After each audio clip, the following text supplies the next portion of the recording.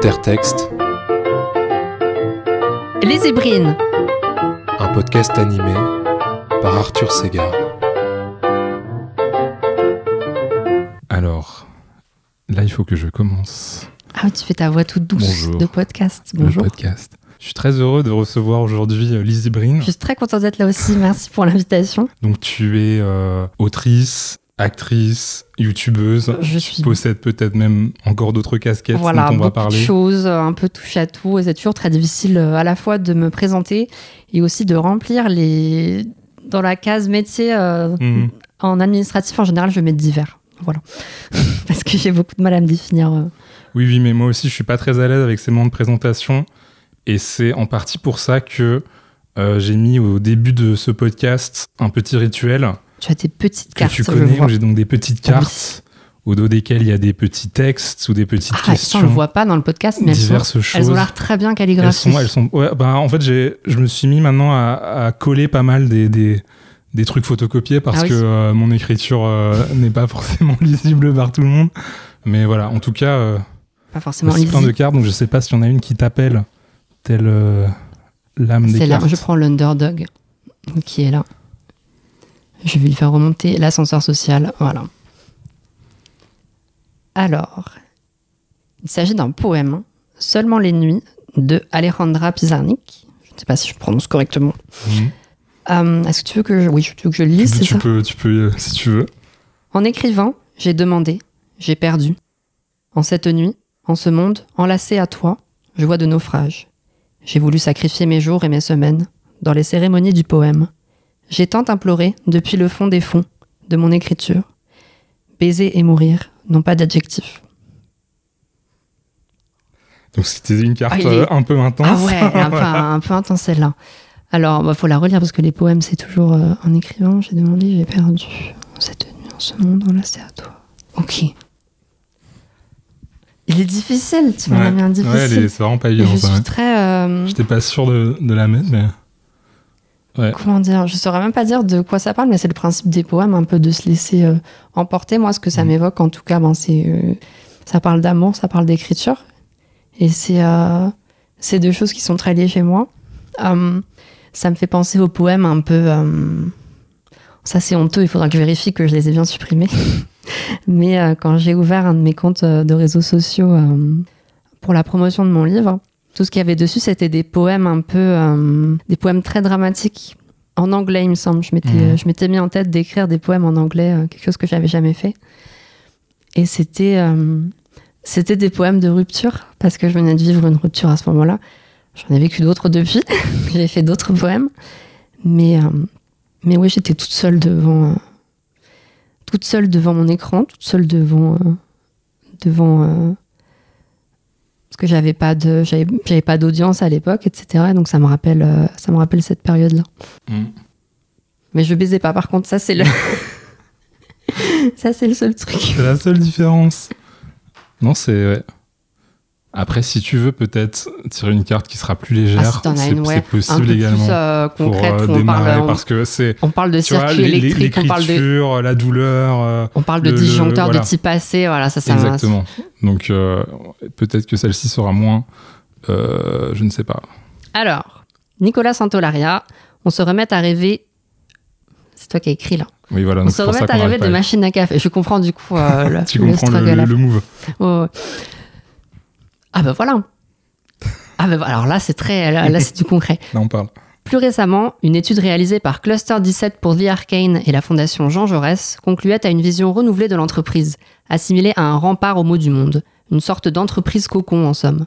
Dans un contexte de défiance vis-à-vis des institutions politiques, l'entreprise s'impose comme une institution refuge, perçue à la fois comme un lieu de protection, d'utilité sociale et de pouvoir concret, pouvait-on lire dans le texte accompagnant les résultats de l'étude publiée le 18 avril. Longtemps ambivalent, le rapport des Français au secteur privé semble évoluer. L'entreprise est désormais investie d'attentes collectives, créer la richesse, préserver l'environnement, défendre le patriotisme économique, tout en restant le cadre d'un accomplissement personnel. Presque un monde en soi. Ah oui, ok. Donc, est-ce que face à la douleur du monde, tu vas te réfugier Dans l'entreprise, ouais, bien sûr, j'adore. Dans C'est la pour ça que... Startup Nation.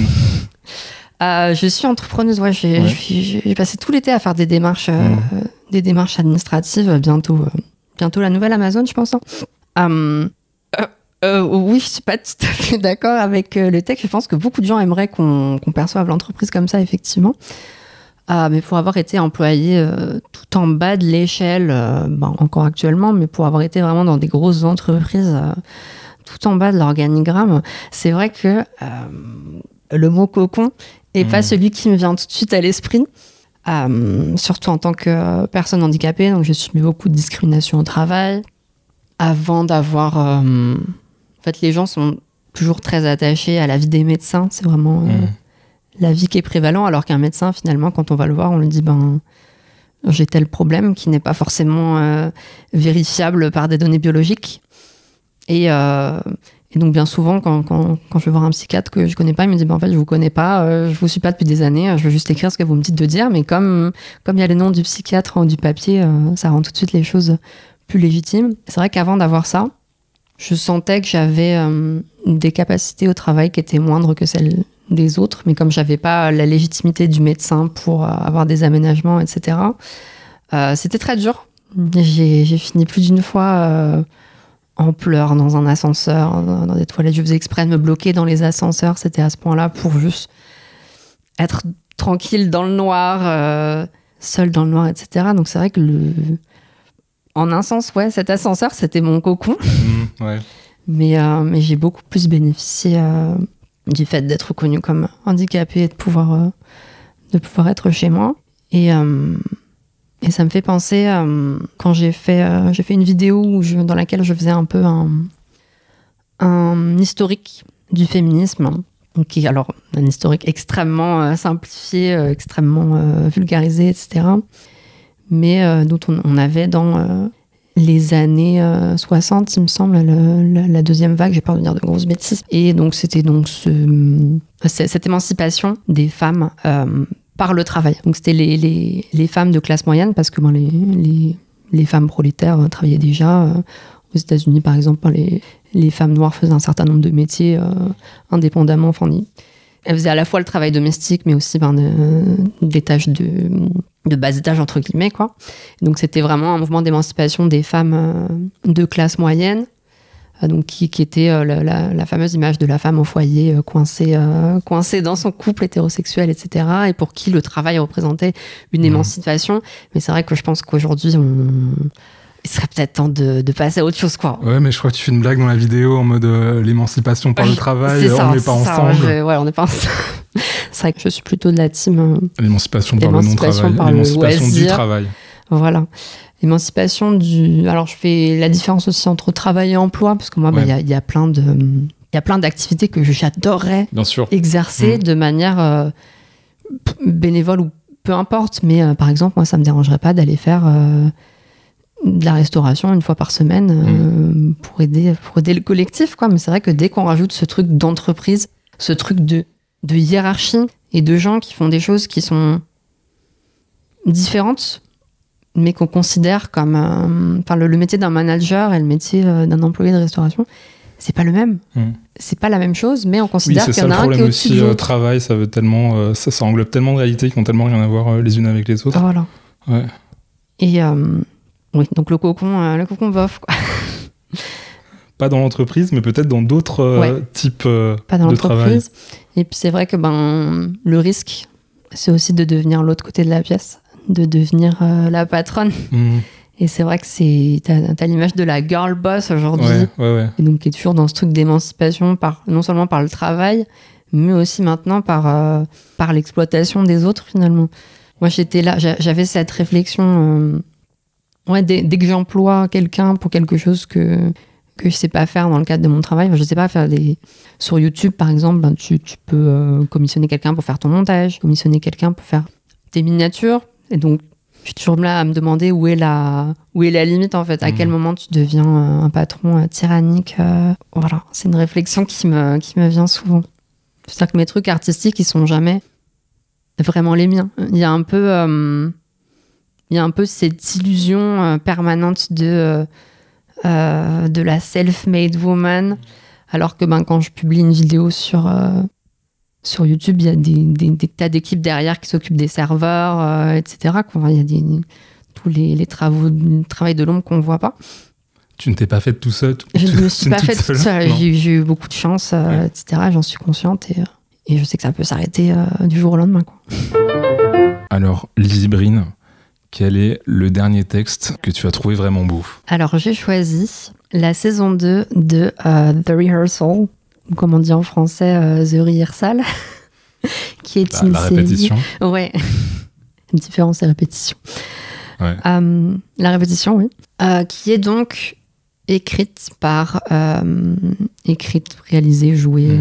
Je t'avoue que j'ai pas les détails techniques, mais donc qui est incarnée, en tout cas fortement incarnée, par Nathan Fielder, qui est un comédien américain et qui faisait avant ça une série qui s'appelait Nathan for You, dans laquelle c'est un peu le même principe que Philippe Etchebest, sauf que lui c'était pas limité au restaurant, c'est qu'en gros il va avoir des entreprises donc, qui sont en mauvais état financier et il leur propose des solutions complètement absurdes pour s'en sortir. Et du coup, ça fait de la très bonne télé. Et il a cet art d'être toujours à la frontière de ce qui est réel et ce qui est joué. Et c'est vrai que quand tu regardes cette série-là, alors moi je l'ai pas vue, j'ai vu peu d'épisodes, et tu passes ton temps à te demander qu'est-ce qui a été mis en scène, quelles réactions sont vraies, quelles réactions ont été rejouées, etc. Et donc il a poussé ça à l'extrême dans sa série The Rehearsal. Et au départ, en fait, le pitch de base, c'était qu'il se sentait pas à sa place dans la société. En tout cas, il avait des difficultés pour sociabiliser. Et donc, il s'est dit, je vais faire une répétition de ces situations sociales dans lesquelles je ne me sens pas à l'aise et dans lesquelles je ne me sens pas à ma place, etc. Et donc, il y a un certain nombre comme ça de situations absurdes. On le voit dans des dates, dans des situations familiales. Oui, et dans la saison 1, il propose un peu ça comme service aussi à des gens qui se disent tiens, il faut que je confronte mon frère sur ça, ou il faut que dans telle situation de la vie qui me stresse, où je dois avouer un mensonge à mon ami. Et en fait, ça pourrait mal tourner, j'ai envie d'avoir un peu une maîtrise là-dessus. Et donc Nathan, il va vraiment reproduire tout le cadre, il va dire on va refaire le bar à l'identique, il va engager 50 figurants, il va refaire le truc et il va voir tous les chemins que la conversation peut prendre. Et voilà, cette simulation, ça va peut-être aider la personne. Avec toujours un peu ce truc de il le fait pour aider les autres, mais il le fait surtout pour s'aider lui-même et en même temps. Il y a toujours un côté, c'est ça, voilà, un peu réflexif. Côté introspection qui ne s'assume pas. Et donc il y a une saison 2 qui est, je trouve, totalement indépendante de la première en termes de contenu, etc. Donc il fait quelques références à la première dedans, mais on n'a pas besoin de la regarder. Et donc la prémisse de cette saison, c'est qu'il s'est plongé dans des transcripts de crash d'avion. Et il s'est mis en tête de trouver une manière de réduire le taux d'accident dans l'aviation américaine. Et donc, de la même manière que dans la saison 1 et dans Nathan For You, il va créer un certain nombre de situations à première vue absurdes. Je vais en spoiler une, c'est qu'il crée un faux télécrochet qui s'appelle Wings of... Je me souviens plus du nom, mais qui est donc un télécrochet de type The Voice... The Voice, il fait ça déjà, j'ai regardé du coup à la recherche comme tu de la nouvelle star. liste, c'est ça, tu te dis, ça vient de et je me souviens même plus comment il motive le truc, mais c'est pour justement, c'est toujours un prétexte psychologique de voir comment t'annonces une mauvaise nouvelle à quelqu'un, comment tu dis en fait vous êtes pas la nouvelle star, et voilà. Comment tu gères ça en tant que personne qui annonce. Sauf que quand il l'annonce au départ, c'est vraiment ça sort, ça vient comme un cheveu sur la soupe. Il se dit je vais faire un télécrochet et les présentateurs c'est des pilotes d'avion et t'as aucune information en tant que spectateur sur si c'est des vrais pilotes d'avion ou si c'est juste si tout est scénarisé. Et t'as quand même quelques indices dans le générique de fin, par exemple. Tu regardes, t'as certaines personnes qui sont créditées comme faux contrôleur aérien, faux agent du TSA, etc. C'est TSA, je crois. C'est rigolo. Sécurité. L'agent de sécurité à l'aéroport, mais c'est aussi trouble du spectre de l'autisme. J'avais pas fait. Il me semble que c'est TSA. Intéressant. Et donc ça arrive un peu comme un cheveu sur la soupe, d'humour absurde, mais je trouve qu'il y a une frontière entre le mauvais humour absurde, où c'est juste quelque chose qui n'a rien à faire là, qui est amené comme ça juste pour créer de la surprise de manière gratuite. Mais lui arrive toujours à le raccrocher à son propos, et d'une manière qui est parfois hilarante. Enfin, je trouve qu'il a vraiment un humour absurde d'une précision qui est incroyable, mais parfois aussi de manière émouvante. Et c'est ça que j'ai trouvé beau, c'est qu'il arrivait vraiment à créer du sens à partir de ce qui a l'air d'une blague au départ. Et il arrive à faire tout un méta-commentaire sur l'autisme, parce qu'il y a plein de gens qui l'ont regardé dans la saison 1 et plein de personnes autistes qui se sont retrouvées dans sa démarche de dire j'ai des difficultés dans les situations sociales et ça m'aide de les préparer en amont, et qui lui ont envoyé des courriers, des mails en lui disant moi, je me suis beaucoup retrouvée dans ce que tu fais, etc. Et donc il commence à se poser des questions, mais c'est bizarre, c'est bizarre tous ces gens autistes qui se retrouvent dans ma personne.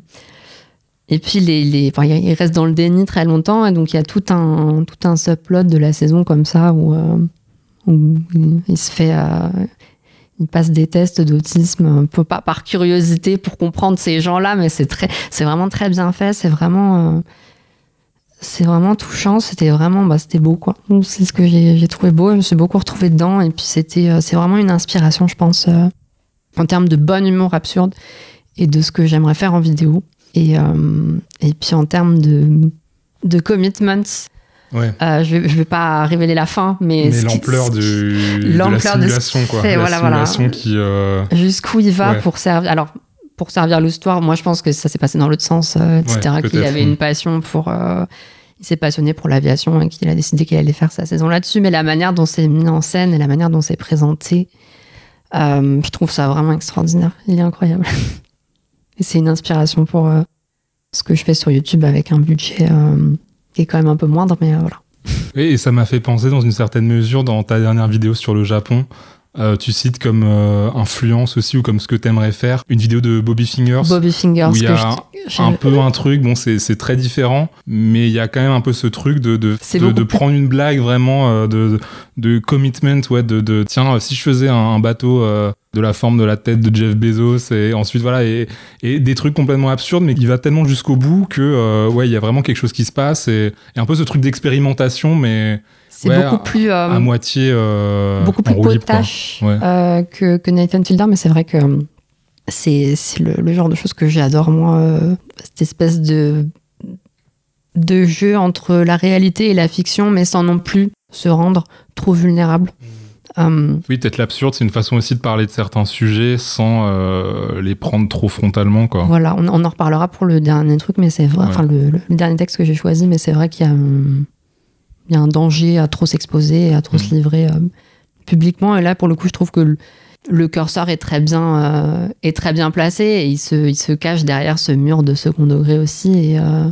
Et c'est très intéressant à voir, vraiment. Quel est le texte qui parle le mieux d'amour ? Alors, j'ai choisi le recueil de lettres entre Nathalie Clifford Barney et Liane de Pougy, qui sont deux écrivaines, entre autres.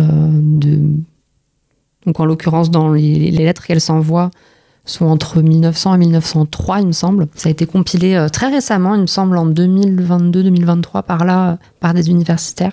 Et donc, ils sont allés chercher dans les archives des différentes familles, etc., pour retrouver les lettres qu'elles s'envoyaient à cette époque-là.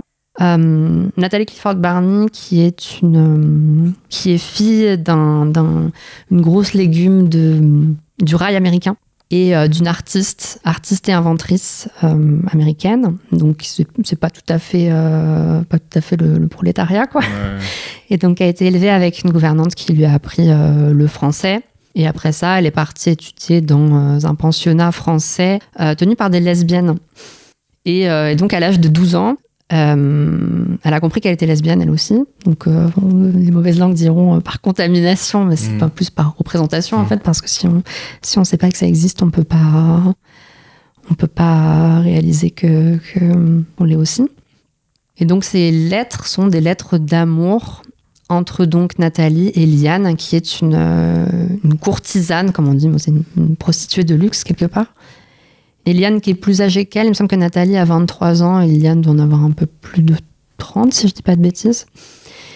Et donc, c'est des lettres qui sont extrêmement dramatiques et qui représentent très bien le genre de lettres d'amour passionnées que j'ai pu moi-même envoyer à des crushs, etc.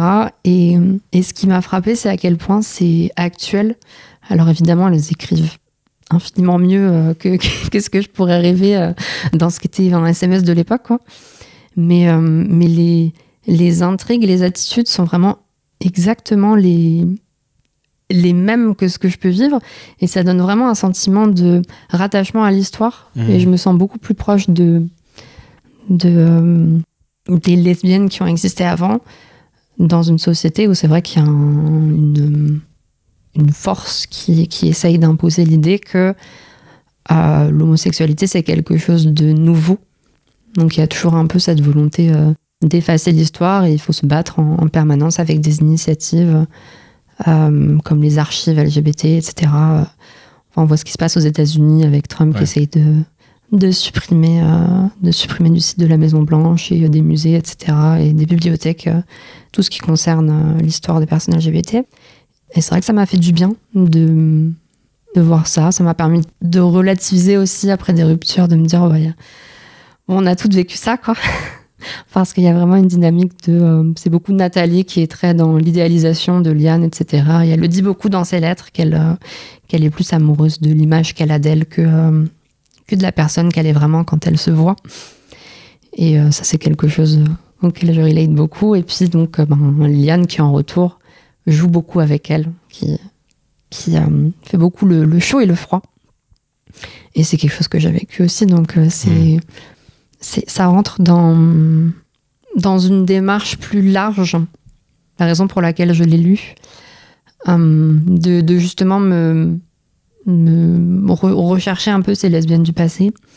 Et ma première étape dans ce voyage, c'était Colette, qui pour le coup a fait partie du salon littéraire qu'a créé Nathalie Clifford Barney en France dans les années 1900. Et donc avait écrit Claudine, la série des Claudines à l'époque. Et quand j'ai lu la série des Claudines, j'ai eu pareil ce choc un peu de me dire ah oui, on pouvait. Alors évidemment ça a fait scandale à l'époque, etc. Mais elle était protégée par son statut, etc. Et puis par le fait que son mari avait co-signé le livre. Et me dire on pouvait être aussi ouvertement attiré par les femmes à une époque qu'on voudrait nous faire croire qui est lointaine. Et je me suis aussi intéressée pour la fac parce que le grief que j'avais avec ça, c'était qu'on nous présente les écrits qui restent, c'est les écrits forcément c'est les écrits bourgeois. Et on a peu d'histoire, on a peu de traces d'histoire de lesbiennes prolo, mais aussi parce que l'organisation genrée était différente dans les couches de la société. Donc je parle de la France spécifiquement, mais c'est vrai que moi je me suis intéressée au pays auquel je suis rattachée par mes ancêtres, donc la France et l'Angleterre. Et là où j'ai fait mes recherches, c'était pour la fac au départ, mais c'est vrai que ça a complètement débordé. Et j'ai lu tout ce qu'il y avait à ce sujet.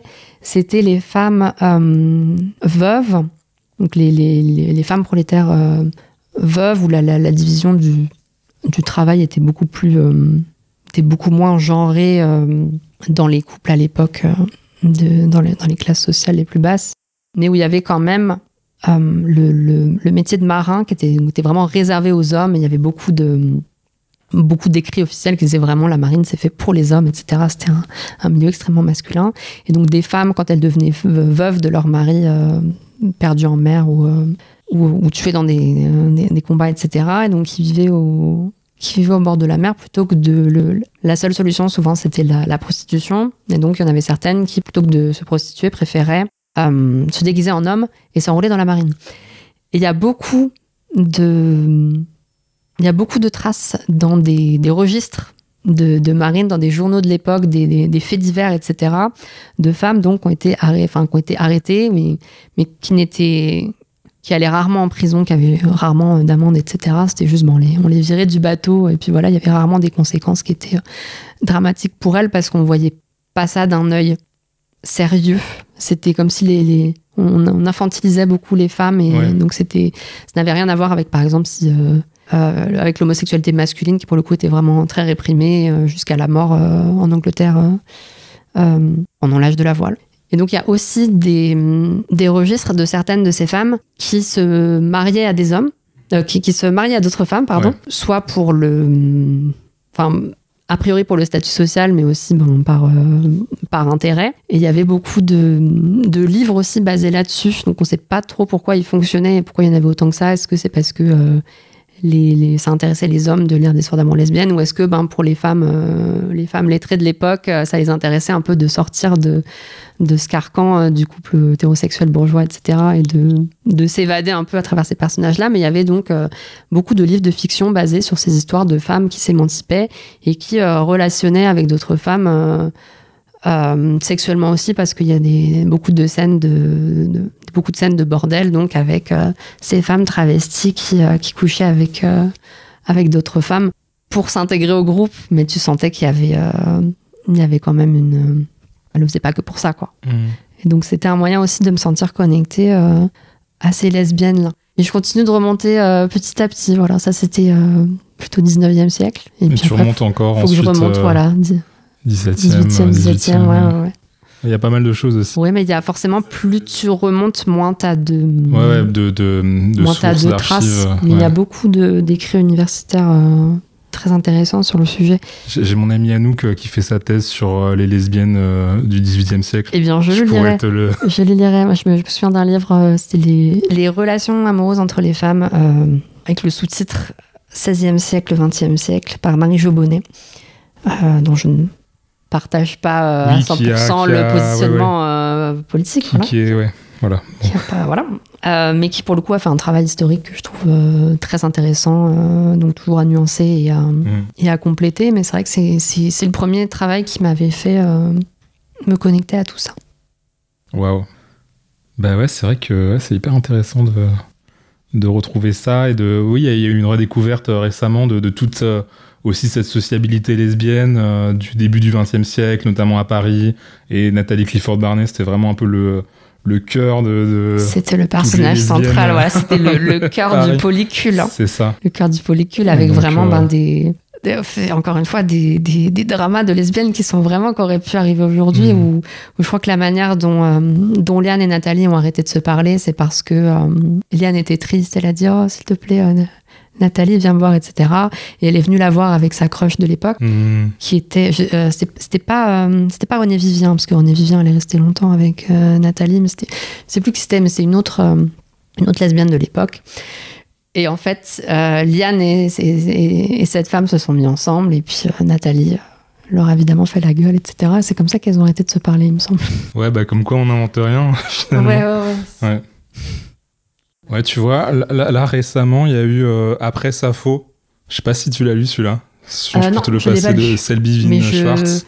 Je le note précieusement. Et donc, justement, il y a un peu ce truc où elle remonte un peu le temps et elle retrouve des lesbiennes du passé, donc notamment autour... alors, je te lis derrière. Notre premier acte a été de changer de nom. Nous allions devenir Sappho. C'est ainsi que s'ouvre le premier roman de Selby Wynne-Schwartz, hommage vibrant à celles qui ont emprunté la voie ouverte par la poétesse grecque Sappho.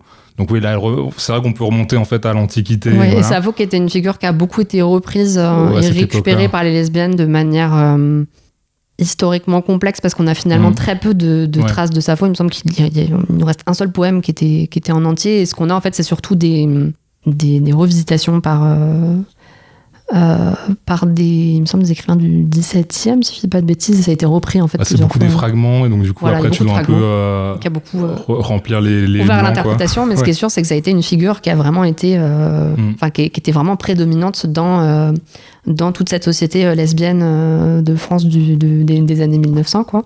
Elle revient beaucoup dans les lettres, etc. Avec l'île de Lesbos et les lesbiennes, etc., où j'étais pas surprise, mais j'étais heureuse de voir qu'elles utilisaient déjà, elles se définissaient comme lesbiennes. Elles disaient je suis lesbienne, je n'ai pas honte de l'être, etc. Voilà.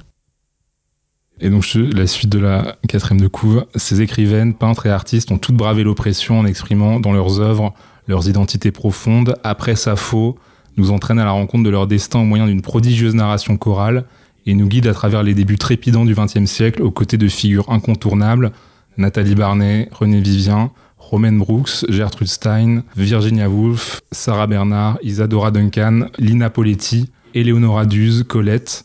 Biographie, roman, portrait manifeste, récit expérimental, ce livre est aussi une méditation lumineuse sur l'héritage des pionnières de notre passé. Ode à la liberté, il est fait de lutte et de joie. Et donc j'étais à une lecture à la Maison de la Poésie qui était hyper belle. Nathalie Barney, Les jeunes filles de la société future. 1914 avait d'abord eu l'air d'un grand pas en avant.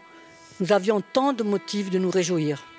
Sarah Bernard fut faite chevalier de la Légion d'honneur et reçut un beau ruban rouge pour l'occasion. Alors qu'elle nous faisait ses adieux à la gare de Lyon, Sibilla Aleramo nous glissa qu'il passaggio sera une déclaration d'amour à Lina Poletti. Dans notre petit royaume d'Odéonie, Gertrude Stein publia son recueil de poèmes « Objects, Food, Rooms ». Nathalie en fit une lecture dans son salon, où la gouvernante avait disposé des plateaux de sandwich au concombre sur des tables laquées.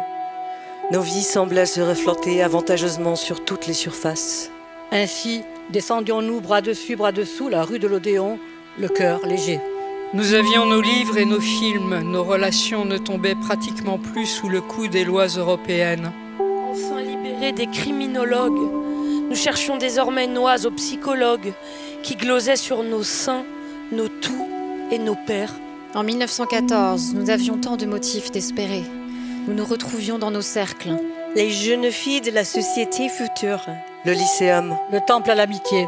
Le Congresso Internazionale delle Donne. L'Odéonie. Nous nous redoublions d'efforts à deux doigts de faire plier le monde. Quelquefois, pourtant, un bruit de voix confuse parasitait l'année, à la manière d'une radio mal réglée. Nous entendions des détonations, des cris, des accords passés en toute discrétion derrière des bureaux en bois de citronnier. Nous entendions un bruit de déchirure, un drapeau ou peut-être une jupe. Nous entendions un Anglais dire d'un ton solennel « Les lampes s'éteignent dans toute l'Europe. Nous ne les reverrons pas s'allumer de notre vivant. » Après, t'as le mythe des pirates lesbiennes aussi, Mary Read et Anne Bonny, où j'ai pas mal lu dessus, mais c'est vrai qu'il y a... On est à peu près sûr qu'elles ont existé. Hein, il me semble qu'il y a qu'une seule source primaire, il me semble, sur le sujet. Donc c'est très évidemment sujet à interprétation et à légende. Et c'est ça que je trouve beau aussi. Quoi. C'est des figures qu'on peut récupérer. Et donc je voulais donner quelques sources sur donc les papiers que j'ai utilisés pour toutes ces femmes dans la marine anglaise. Si je retrouve le papier que j'avais écrit. Oui, donc c'était beaucoup le travail de Diane Ducor. Donc là, j'ai cité Female Sailors Bold. Et donc Susan J. Stark, Female Tars, Women Aboard Ship in the Age of Sail. Voilà, sur lequel je me suis beaucoup appuyée. Et sur les livres aussi de Cordingly, de son prénom. David, probablement. Il est anglais, il s'appelle probablement David. C'est effectivement David Cordingly, voilà, donc notamment Seafaring Women, mais il a écrit plusieurs livres sur le sujet et je me suis fait avoir, c'est qu'il y en a beaucoup qui sont en fait le même avec un titre différent chez un éditeur différent, voilà. Ah, wow. Mais il en a écrit quand même quelques-uns. Ok, cette histoire de pirate lesbienne, très bien, moi j'irai voir ça. Un texte qui provoque la réflexion. Alors j'ai choisi La Chouette d'or de Max Valentin, de son vrai nom Régis Hauser. Qui est une chasse au trésor sous la forme d'un livre qui a été publié en 1993 et dont le trésor a été retrouvé l'année dernière, donc en 2024, donc au bout de 30 ans. Ce qui est... Il était bien caché. Voilà. Il était... Ou pas d'ailleurs, je sais pas. J'étais à 4 mètres de la chouette d'or, voilà, parce que donc c'est... Tu es toi-même une chouetteuse. Voilà, je suis moi-même une chouetteuse. C'est une quête dans laquelle je me suis lancée. C'est une quête que j'ai découverte quand j'étais au collège. Je suis tombée pour la première fois donc, sur ce livre avec... donc c'est sous la forme de 10 énigmes textuelles accompagnées chacune d'un tableau peint par un peintre qui s'appelle Michel Becker et qui a aussi... réaliser donc le lot de la chasse qui est une chouette en or avec incrusté de diamants et autres pierreries, etc. Donc je suis tombée pour la première fois sur ce livre au collège où en voyant les énigmes je me suis dit mais non mais c'est pas pour moi, j'y comprends rien, etc. Je laisse ce problème à d'autres gens quoi. Et J'y suis revenue, je suis retombée dessus plusieurs fois dans ma vie. Je l'ai redécouvert après ça, plusieurs fois sans jamais me lancer à fond dedans. Et la première fois que c'est revenu, c'est quand il est mort. Derrière le rêve, il y avait un certain Max Valentin. Cet ancien responsable marketing, romancier à ses heures, a conçu les énigmes de la chouette et voulait rester anonyme. Mais en 2009, l'homme est emporté par la maladie. Et donc, qui a laissé une sorte de flou artistique autour de est-ce qu'il avait vraiment enterré quelque chose ? Est-ce que ce quelque chose est toujours enterré ? Oui, parce qu'en fait, c'est lui seul qui l'a enterré sans témoin. Et donc, même si la chasse était co-organisée par le mec qui a peint, il était le seul à avoir les solutions avec un huissier. Et en fait, il y avait tout un flou juridique autour de qui avait le droit de regarder les solutions, etc. Et c'est un flou qui a duré jusqu'à très récemment. Il me semble autour de 2021. Avec beaucoup de rebondissements entre-temps, donc des gens qui ont fait des procès en disant mais nous on a acheté le livre et puis le contrat n'a pas été mené à terme, etc. Il y avait beaucoup de conspirations parce que Max Valentin avait fait d'autres chasses par la suite, donc qui pour le coup avaient tout été résolues. Mais ça c'était sa première chasse sous cette forme-là. Il avait fait quelques rallyes surprises pour des entreprises. C'était pas un littéraire, c'était un commercial. Et donc, c'était sa première grande chasse commerciale sous forme de papier. Il y avait eu énormément de promotions à l'époque, etc. Il avait appelé tous ses contacts dans les médias, etc. Ça avait fait un grand bruit à l'époque. Et donc, Michel Becker, qui est l'homme qui s'est occupé des tableaux pour les énigmes et donc de fabriquer la sculpture, on finit par reprendre le cours de la chasse autour de 2021, j'ai plus la date exacte. Et c'est là que je m'y suis vraiment remise à fond.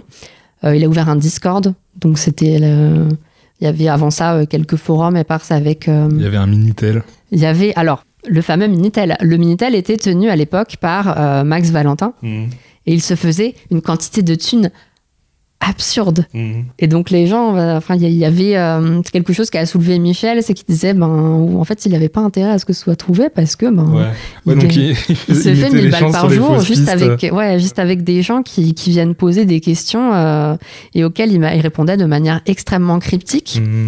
Et il y a, je crois, alors j'ai les transcripts, j'ai les fichiers textes avec toutes les réponses qu'il a faites. Il y en a plusieurs dizaines de milliers et peut-être même une centaine de milliers, je me souviens plus des chiffres, mais c'est absurde. Parce que, ok, les énigmes elles sont compliquées, mais au bout de 100 000 questions, voilà. Que tu et trouves les gens, normalement. Il avait l'art d'embrouiller les gens volontairement ou non, mais ses réponses étaient extrêmement cryptiques et tu pouvais les interpréter comme tu voulais et les gens les interprétaient comme ils voulaient. Et il y avait une sorte de religion qui s'est créée autour de ces écrits. Et c'était vraiment les écrits de Max Valentin. Il y a qu'on est venu appeler les Madis.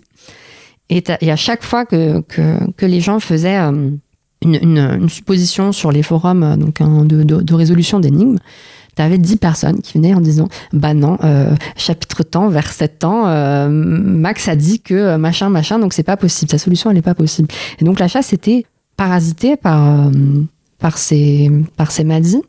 Et une des premières choses qu'a fait Michel quand il a repris la chasse, c'est qu'il a dit mettez-les à la poubelle parce qu'en fait s'il y en a un qui est mauvais, ils sont tous mauvais, on peut se fier à rien.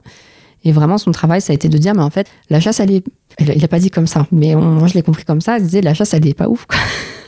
Elle est vraiment pas si compliquée, vous cherchez trop loin, mais il y avait forcément quand tu cherches depuis 30 ans, quand ta vie c'est devenu ça, quand il y a des gens qui ont quitté leur famille pour se consacrer à ça, ben tu peux pas l'entendre. Tu peux pas l'entendre que juste la solution elle était facile et que la solution que t'as échafaudée sur 15 000 niveaux depuis 30 ans elle est mauvaise.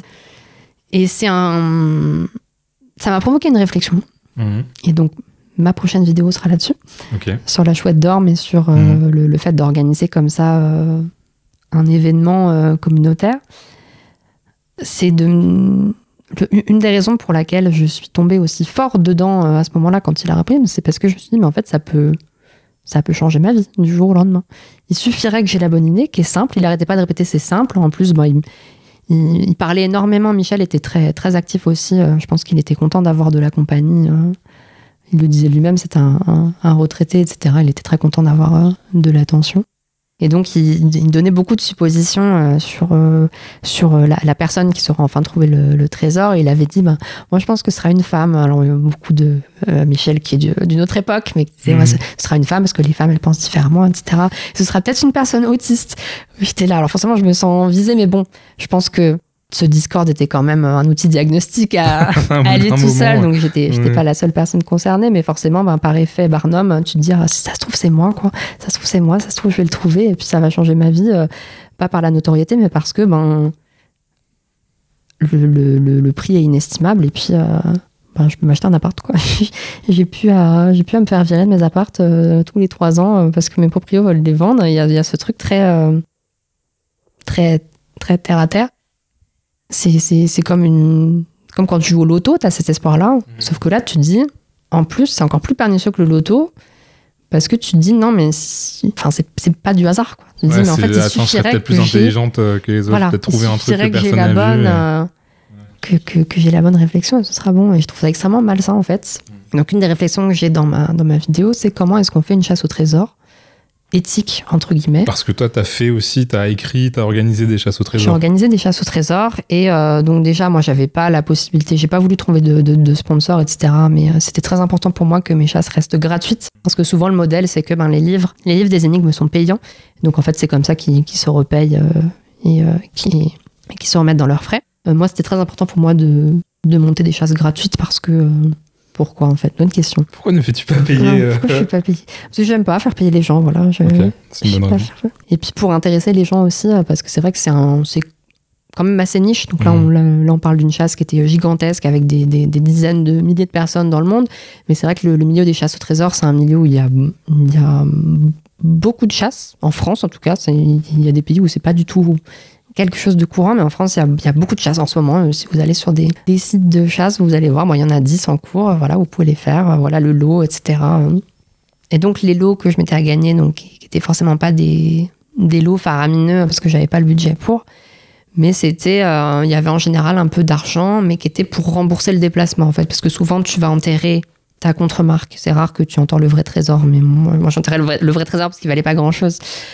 Donc tu vas l'enterrer quelque part physiquement en France ou ailleurs. Et donc les gens doivent se déplacer, doivent prendre le train pour y aller. Donc moi l'idée c'était vraiment de faire un cash prize qui permettait au moins de rembourser le billet, quoi. Voilà. C'était l'idée derrière ça. Et puis donc je développe un peu cette idée et puis la pression qui était sur Michel, qui était gigantesque et qui avait avec une haine incroyable de la part de personnes qui étaient in too deep et qui ont lancé des théories du complot et qui allaient l'insulter après. Ils disaient mais en fait tu mens parce que les solutions ont été révélées, donc ça y est, elles ont été révélées cette année, un événement où j'étais évidemment présente et c'est très drôle de voir d'autres shooters et d'avoir justement cet aspect communautaire qu'on perd parfois par individualisme, en se disant c'est le principe même de la chasse, c'est-à-dire il y a un gagnant.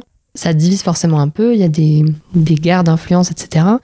Et donc là, c'était la première fois où je me suis sentie vraiment intégrée à cette communauté, mais d'une manière qui n'était pas compétitive, etc. Parce qu'on était vraiment là en sachant tous qu'on avait perdu et que c'était fini. Ouais. Et donc il y a eu un film qui a été fait au cinéma avec quelques projections en France. Donc je suis allée à la projection à Paris avec Michel, etc. Et donc il y avait un point spécifique de la chasse qui divisait les chouetteurs. Donc est-ce que la chouette était dans la commune de Dabo ou est-ce qu'elle était ailleurs? Donc il y avait la team des daboïstes et des anti-daboïstes. Et le film a fait durer le suspense jusqu'à 1 heure et quelques, je crois, où c'était vraiment je sais pas si tu vois les vidéos de projection des Avengers aux États-Unis quand ils arrivent tous et que tout le monde applaudit dans la salle, etc. C'était la même chose c'était là quand Michel a regardé la caméra, il a dit c'est Dabo. On a tous hurlé dans la salle et tout. C'était vraiment un moment, c'était mon moment préféré de cette chasse, je pense.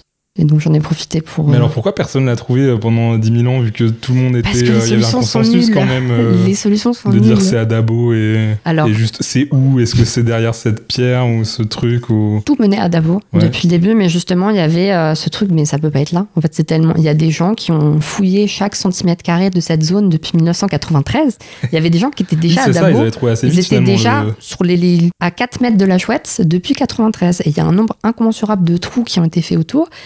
Et personne n'a fait le bon. Incroyable.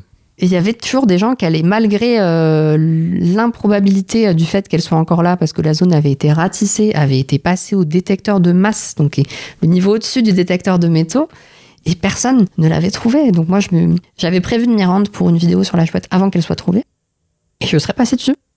Et il y a des milliers de personnes qui sont passées dessus, sans le savoir. Voilà. Et donc il y a beaucoup de légendes, de théories du complot qui tournent autour du fait que quand Michel est allé creuser, donc quand il a obtenu le droit de lire les solutions de la part de l'huissier qui a repris le jeu, il est allé faire une reconnaissance sur place. Et ce qu'il a trouvé dans le trou n'était pas ce qui avait été enterré en 93. C'était pas donc la chouette en bronze, donc la fausse chouette à échanger contre la vraie chouette en or que lui avait fabriquée en 1993 pour qu'elle soit enterrée. C'était un oiseau en ferraille probablement trouvé dans une brocante. Et donc on ne sait pas si c'est Max Valentin qui a remplacé la contremarque pour des questions juridiques parce qu'il avait peur qu'on lui saisisse l'autre quand il a eu des problèmes avec sa boîte. Mais donc évidemment il y a des gens qui se disent c'est pas la vraie chouette et qui disent moi je cherche la 1/8, donc la première sortie du moule en 1993, parce que le Michel du coup a enterré la 2/8 après. Donc il a remplacé l'oiseau en ferraille par une vraie chouette pour reproduire les conditions de 1993. Mais donc tu as des gens qui n'arrivent pas à sortir de cette chasse, qui n'arrivent pas à accepter que les solutions étaient, que la fin n'était pas très bien ficelée. Ce qui était pourtant, moi j'en étais convaincue en termes de game design parce que je me suis intéressée à ces chasses suivantes. Et c'était pas très carré non plus, c'était de mieux en mieux, mais disons, je me suis dit, comme c'est la première, à mon avis, c'est vraiment pas ouf, quoi. Ouais, donc c'est pour ça c'est une chasse au trésor qui met 30 ans, c'est peut-être qu'elle est mal foutue. C'était ma réflexion, si personne ne trouve avec 50 000 indices, c'est juste que t'as merdé dans ton écriture, puisqu'on parle de texte. Ok, trop bien, trop hâte de voir aussi cette vidéo. Et donc je me mets un peu dans la peau de Max Valentin et de Michel Becker et j'essaye de recréer une chasse en faisant des tableaux originaux alors que j'ai absolument aucune notion de peinture, donc ça va être forcément extraordinaire.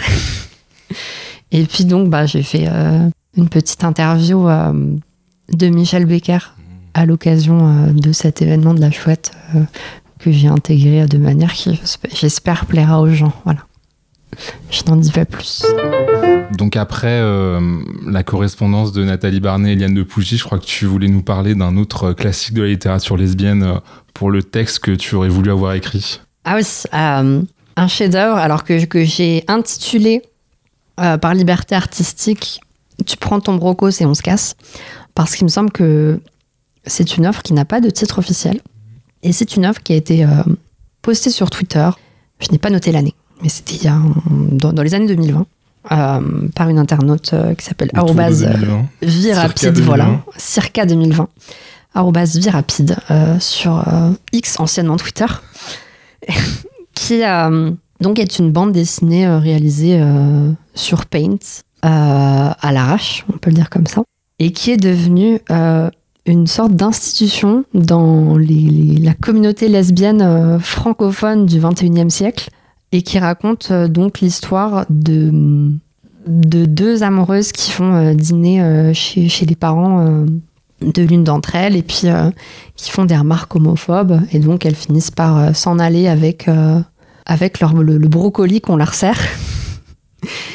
Et donc ça étend un peu un running gag qui associe le brocoli et le lesbianisme, qui avait commencé, je crois, avec un mème Tumblr. Ok. Je m'interrogeais sur ce lien brocoli-lesbianisme. Alors, je sais pas si c'est volontaire qu'elle ait repris, ce sujet-là, mais il y avait effectivement un mème qui datait d'avant 2020, où c'était des informations historiques qui disaient que les femmes, à l'époque de Sappho, il me semble, s'offraient des bouquets de brocolis pour se reconnaître entre elles.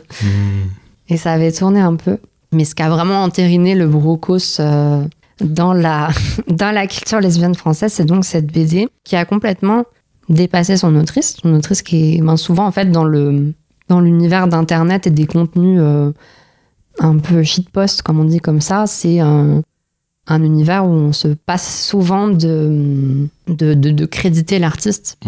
Et c'est un peu la culture du partage, parce que le mème a souvent une forme palimpsestuelle, voilà, je l'ai casé, où on prend un sujet et puis on réécrit dessus à l'envie pour en faire autre chose. On reprend une blague et on la modifie un peu à sa sauce, mais du coup, on n'a pas vraiment la paternité de la blague, et donc il y a un peu un contrat implicite où on n'est pas obligé de créditer les gens.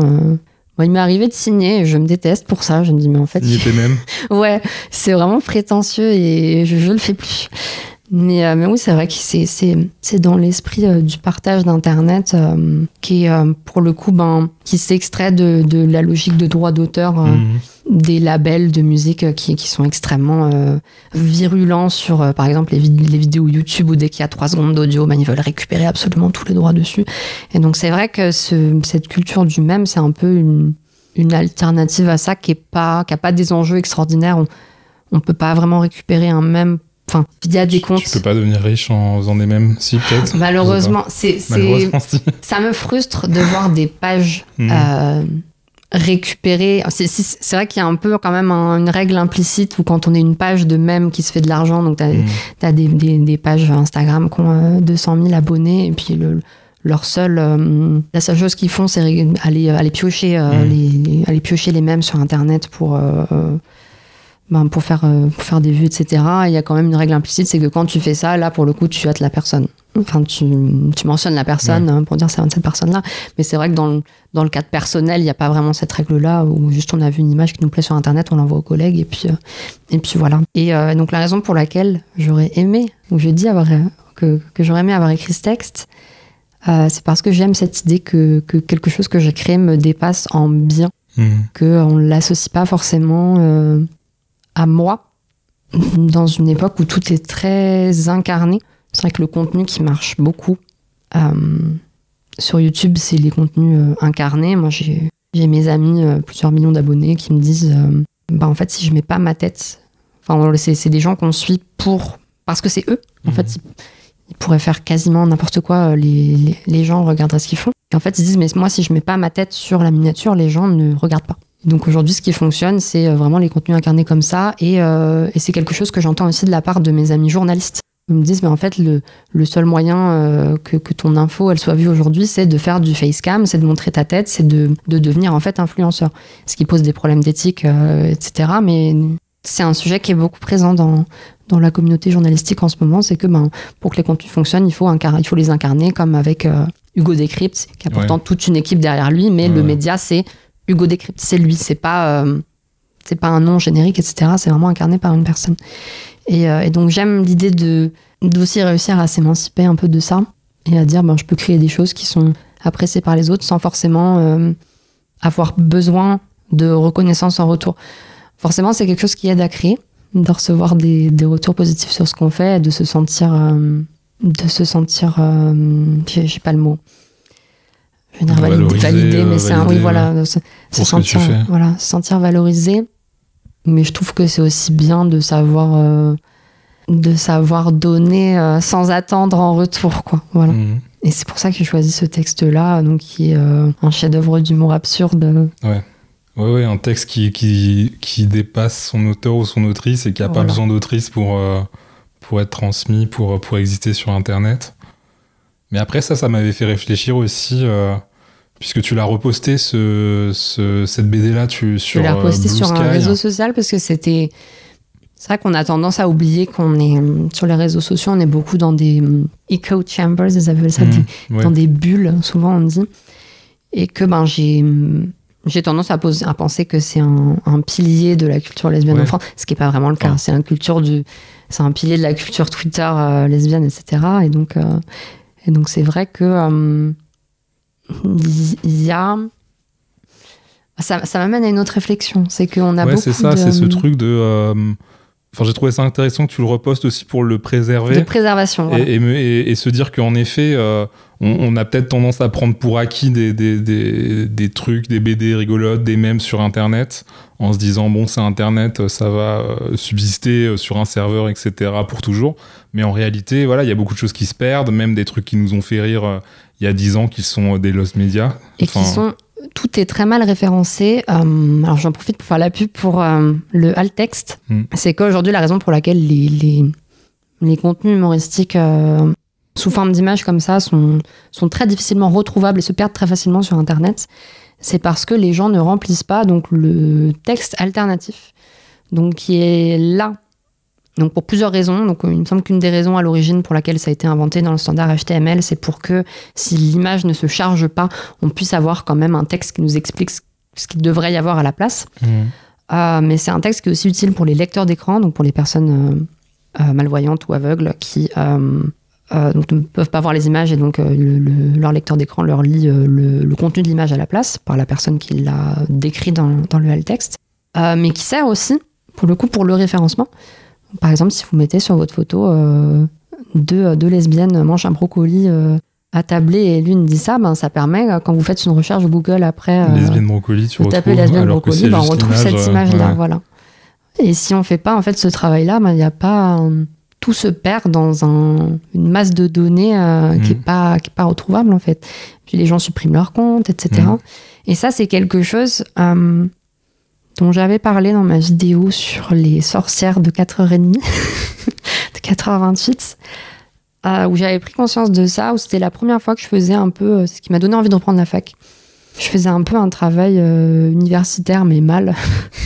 J'ai recréé le travail universitaire toute seule dans mon coin, et un travail où j'allais chercher, j'allais fouiller des archives, et où je me rendais compte à quel point certaines archives sont perdues ou rares, ou sont vraiment sur le fil de disparaître. Je cherchais, il me semble, des images ou des preuves d'un rassemblement de sorcières homosexuelles dans les années 70, il me semble, donc parce que je cherchais les rapprochements entre la Wicca et l'homosexualité. Donc il y avait un Wiccan à l'époque qui organisait donc... il y avait vraiment un lien entre le militantisme LGBT et la sorcellerie. Et la sorcellerie wiccan, le païanisme wiccan à l'époque. Et donc, je voulais fouiller des archives comme ça, mais des fois, en fait, on me disait, désolé, ces contenus sont pas numérisés, vous devez venir dans cette pièce minuscule à New York pour venir les voir. Et c'est là que j'ai pris conscience que c'est de la difficulté à préserver... à préserver nos histoires, notamment etc. les archives militantes, les trucs sur vidéo, les trucs qui s'abîment. C'est vrai que finalement on se rend pas compte, mais de la fragilité de tout ça. Enfin, je crois que c'est Carole Roussopoulos qui était une pionnière de la vidéo en France et de la vidéo militante. Et en fait, il y a toute une partie de ces films qui ont disparu parce que en fait c'était chez elle et c'est des trucs qui sont dégradés, etc. Parce que ces cassettes, ces bandes vidéo des années, donc du début de la vidéo, se désagrègent, partent en poussière. Et là, école les têtes, et là, c'est une restauration. Moi, j'ai jeté tous mes rushs, etc., parce que c'est inhumain comme travail pour les restaurer. Donc, tout ce qui n'a pas été monté en IVC, et quant à moi, est perdu. Tout ce qu'on sait sur les problèmes de restauration qui vous appellent à beaucoup de modestie en vidéo, puisque tout s'efface. Et même la numérisation, enfin, c'est vrai qu'il y a tous ces enjeux-là où on va numériser toutes les archives, tous les livres, etc. Mais au final, ça aussi, c'est précaire, quoi. Il y a eu une initiative récemment, il me semble que c'est récent, je crois que c'était une personne qui s'en occupait, je vais essayer de retrouver son nom. Et ça a été repris par la ville de Paris. Donc, il y a un centre des archives LGBTQI+, de Paris. Donc, en tout cas, je sais qu'il y avait un collectif militant qui s'était occupé de créer des archives LGBTI+, et qui a été subventionné depuis par la mairie de Paris. Mais on sait à quel point ça fait des années là, qu'ils essayent de trouver un local, etc. Je crois qu'ils ont trouvé un local, mais qu'il y a encore d'autres problèmes. Voilà, c'est toujours fragile, ça peut disparaître à n'importe quel moment. Et puis, c'est pour ça que c'est aussi important de numériser, mais ça pose d'autres problèmes de conservation. Oui, c'est ça, parce que c'est vrai qu'après, il faut nourrir les disques durs, les serveurs, les disques durs aussi, au bout de quelques années, ça s'use, etc. Puis c'est parfois... c'est rarement stocké en France, si on veut mettre dans le cloud, etc. Ça pose des problèmes de souveraineté des données, voilà, ce genre de choses. Donc c'est vraiment... Donc en fait, il faut publier des livres reliés. Les livres aussi, ouais. Et livres reliés à la DNF, et ça reste plusieurs siècles. Mais voilà. Parce que mine de rien, oui, il y a beaucoup de proto savoirs militants, donc qui sont ensuite articulés, répétés, si j'ose dire, enfin récupérés, si j'ose dire, par le milieu universitaire. Mais c'est toujours, je crois, quelque chose que j'avais étudié, où c'était toujours dans ce sens-là. C'est d'abord populaire, et puis ensuite il y a des gens qui mettent des mots compliqués dessus. Mais du coup, il y a beaucoup de savoirs militants qui reposent sur du vide. Sur des serveurs qui appartiennent à des milliardaires et qui peuvent décider de les supprimer à tout moment. C'est pour ça qu'il y a dans les communautés marginalisées, il y a un retour à une volonté de décentralisation d'Internet, avec par exemple une incitation à recréer des sites Internet, des blogs personnels. Et voilà, ça aussi, c'est vrai qu'en soi, même l'Internet de l'époque, d'il y a 15 ans, où il y avait plein de sites personnels et tout ça... Il y a tout un pan d'Internet qui a déjà disparu. Voilà, quoi. Donc il y a des initiatives comme la Internet Archive, donc parce que une fois que tu arrêtes de payer la facture, c'est pareil, le blog personnel il disparaît. Donc si la personne est décédée, etc., le renouvellement ne se fait pas et le site disparaît. Donc c'est pour ça qu'il y a des initiatives comme la Internet Archive qui permet d'archiver donc le contenu de tout Internet, en tout cas une grosse partie du contenu disponible sur Internet. Mais c'est des initiatives qui sont attaquées par des gouvernements conservateurs. Spécifiquement l'Internet Archive, il me semble, a été attaqué récemment par le gouvernement américain. Donc c'est un combat permanent pour la mémoire.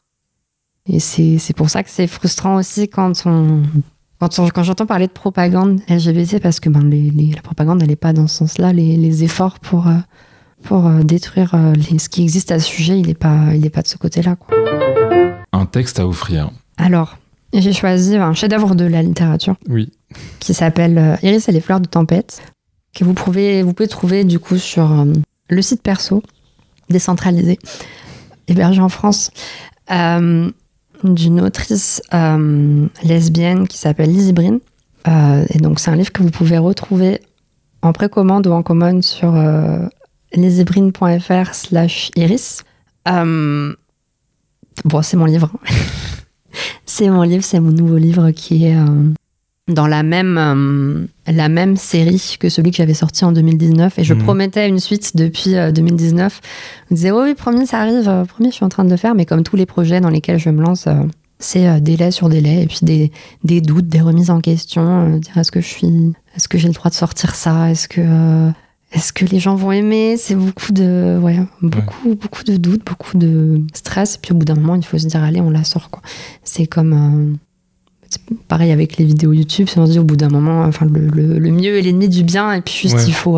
faut accepter de finir les choses. Il faut sortir le truc, et puis c'est bon, quoi. Ça, voilà. Et donc là, ça y est, j'en suis à ce stade où j'ai un texte qui me plaît, et qui est donc dans la continuité de l'autre, mais qui n'est pas une suite. Donc l'autre qui s'appelait Emma, sa cousine et moi, lizziebreen.fr/Emma, dont je fais une réédition aussi en même temps que celui-là, pour avoir des belles couvertures qui matchent toutes les deux, qui ont été réalisées par... Tiffany Dieppe, qui est une illustratrice américaine dont j'adore le travail qu'avait illustré des fan arts de His Dark Materials, la Croisée des mondes, donc une série de livres dont je suis absolument fan. Je suis très contente d'avoir une couverture par cette personne, et l'idée de cette série de livres, c'était donc de faire un livre par saison. Donc Emma, sa cousine et moi, était l'été. Iris et les fleurs de tempête sera l'hiver, à venir dans 20 ans. L'automne et le printemps, donc les deux sont indépendants. Et donc le premier racontait une histoire d'amour lesbienne entre deux adolescentes au collège. Et c'était important pour moi parce que malgré mes recherches intensives, et j'en parle régulièrement quand je suis invitée à en parler publiquement, je répète cette phrase pour qu'on me prouve que j'ai tort et pour qu'on me donne des références, parce que je les veux, je les cherche activement. Mais j'avais recherché donc des livres avec comme ça des relations lesbiennes au collège. Et dans des romans jeunesse? Dans des romans jeunesse, et ce n'étaient pas les parents qui étaient en couple, parce que beaucoup des récits qu'on identifie comme LGBT pour cette tranche d'âge-là, ce sont des récits où les parents sont en couple homosexuel, alors que, comme on l'a vu, Nathalie Clifford Barney en 1900, avant pour le coup, en 1890, s'identifiait comme lesbienne à l'âge de 12 ans.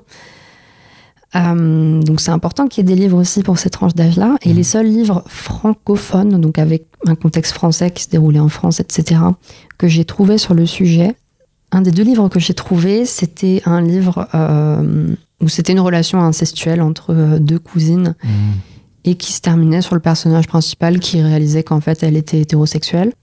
Et l'autre, c'était donc c'était beaucoup basé sur l'homophobie, et en fait c'était un personnage qui faisait une tentative de suicide donc suite à des remarques homophobes qu'on lui avait faites à l'école, etc. Et une amie qui va la voir à l'hôpital à la fin, et ce que j'ai trouvé extrêmement mignon, c'est que j'ai acheté une copie d'occasion. Et après la dernière phrase du livre, où c'était je lui prends sa main, je lui prends la main, quelque chose comme ça, et écrit au stylo plume en dessous, d'une écriture un peu maladroite, il y a quelqu'un qui a rajouté « et elle l'embrasse sur la bouche ». J'ai trouvé ça extrêmement touchant, et ça m'a confirmé qu'il y avait un besoin de représentation, et de représentation saine. Ouais, c'est ça. La plus respectueuse possible, et puis adaptée à ces âges-là, parce que il faut aller à l'encontre de l'idée que c'est des trucs d'adultes, quoi. Parce que si on fait pas, si on s'empare pas de ces sujets-là à cet âge-là, c'est d'autres gens mal intentionnés qui vont s'en emparer. Et c'est l'imagerie homophobe qui prévaut. Ouais, et c'est un truc que tu montres bien dans ton roman, que de toute façon, l'amour à cet âge-là, c'est tu penses beaucoup à ça, mais dans un cadre hétérosexuel, et tu te dis, oh là là, est-ce que Bastien, enfin quand t'es une fille, va m'embrasser, etc. Mais tu conceptualises pas forcément que pourquoi pas aussi cette belle jeune fille qui sent bon, quoi. On te le présente pas comme une possibilité, voilà. Donc forcément, tu peux avoir l'intuition de ça, tu peux te dire, mais quand même, je suis vraiment très très amie avec elle, quoi. J'ai vraiment envie de lui faire des câlins tout le temps, etc. Mais si on te présente pas l'opportunité d'une relation amoureuse, si on te montre pas ce modèle-là, tu vas errer pendant longtemps. Tu vas te dire, est-ce qu'il y a quelque chose qui va pas chez moi, ou voilà. Et donc c'était une des réflexions derrière ce livre. Je voulais parler aussi d'autres sujets qui me sont chers, comme le handicap, etc. Donc mon héroïne est handicapée, et puis je voulais pas que ce soit présenté de manière misérabiliste, où c'était je voulais pas que les gens changent de regard sur le handicap, ou je sais pas quoi, je voulais juste dire voilà, c'est une information dans sa vie, des fois c'est chiant, des fois ça la saoule, mais ça fait partie d'elle, et c'est là, et puis elle peut avoir des relations amoureuses comme tout le monde, quoi. Je crois qu'il y a les chevaux qui reviennent aussi dans les 2 romans. Pour une raison ou une autre. La raison, c'est parce que donc c'est une anthologie, donc c'est 4 livres qui, a priori, n'ont rien à voir entre eux.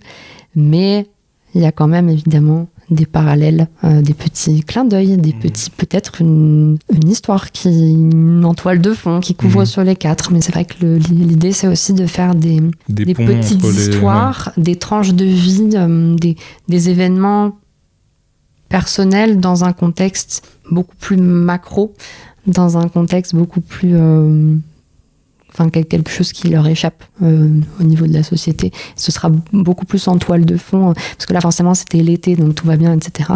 Là c'est l'hiver, tout va mal, tout le monde est triste, etc. Et donc il y a beaucoup plus de mélancolie, je trouve, dedans, beaucoup plus de violence peut-être, avec un regard peut-être un peu plus critique. C'est vrai que dans les contenus féministes, en ce moment, il y a vraiment c'est un mot qui est très péjoratif, mais c'est pas le fond de ma pensée. C'est-à-dire une glorification de la violence. Mais c'est vrai qu'il y a une volonté de libération par la violence qui est nécessaire, je pense. Enfin, en tout cas par la colère. Pas forcément la violence, mais plutôt la colère. Et je pense que c'est une émotion qui est nécessaire. Mais je pense qu'une fois cette émotion libérée, il faut aussi qu'on réfléchisse à ce qu'on veut en faire et ce qu'on veut construire, comment on veut canaliser cette colère, etc. Et donc je présente un personnage qui a beaucoup de colère en elle, pour des raisons tout à fait légitimes. Et j'avais envie qu'elle ait des adultes autour d'elle qui lui permettent, qui lui apprennent à évoluer dans le monde avec cette colère, et à la rediriger, et lui permettre d'en faire ce qu'elle voudra plus tard. De lui redonner un peu d'agentivité J'ai quand même lâché agentivité et palimpsestuel aujourd'hui. Ça y est, j'ai mon diplôme. C'est un podcast intellectuel, malheureusement. On est sur France Culture. Voilà, France Culture. Avec des personnages qui sont pas forcément totalement hétérosexuels. Voilà, mais ça, il faudra le lire pour comprendre. Voilà. À mettre entre toutes les mains. Entre toutes les mains, évidemment. Oui. Le plus de mains possible pour que je rentre dans mes frais, parce que voilà, c'est une très bonne illustratrice. et un grand merci, évidemment, à ma graphiste Oversharing, qui va s'occuper de la mise en page et tout ça. J'ai une très bonne team pour travailler sur ce livre. Et donc je fais quand même un petit pitch, parce que c'est vrai que j'ai parlé des thèmes, etc. Mais c'est vrai qu'on n'a même pas... J'ai même pas résumé le... Donc c'est une adolescente et son petit frère qui sont envoyés par leur mère faire une course pour la boutique de la mère, l'épicerie de la mère, dans un petit village de montagne. Et donc en chemin, il y a une tempête qui se déclare, et puis ils vont se retrouver peu à peu perdus dans la montagne, jusqu'à tomber sur un animal qui va les mener jusqu'au chalet d'une vieille dame qui vit un peu en autarcie. Et donc il va y avoir un peu ce clash entre cette adolescente qui a été virée de son école, mais on ne sait pas trop pourquoi au début de l'histoire, et puis cette femme qui n'a pas parlé à un être humain depuis plusieurs années, et puis qui cache un peu des choses chez elle. On ne sait pas pourquoi elle a des photos de classe sur ses murs, pourquoi elle a un immense objet drapé dans son atelier. Voilà, ce genre de choses que les personnages vont détricoter petit à petit. Donc ça va vraiment être une rencontre un clash entre ces deux personnes-là, sur fond de surresponsabilisation des enfants, le fait de donner la charge mentale de l'éducation des frères et sœurs à l'aîné, etc. Ce genre de choses.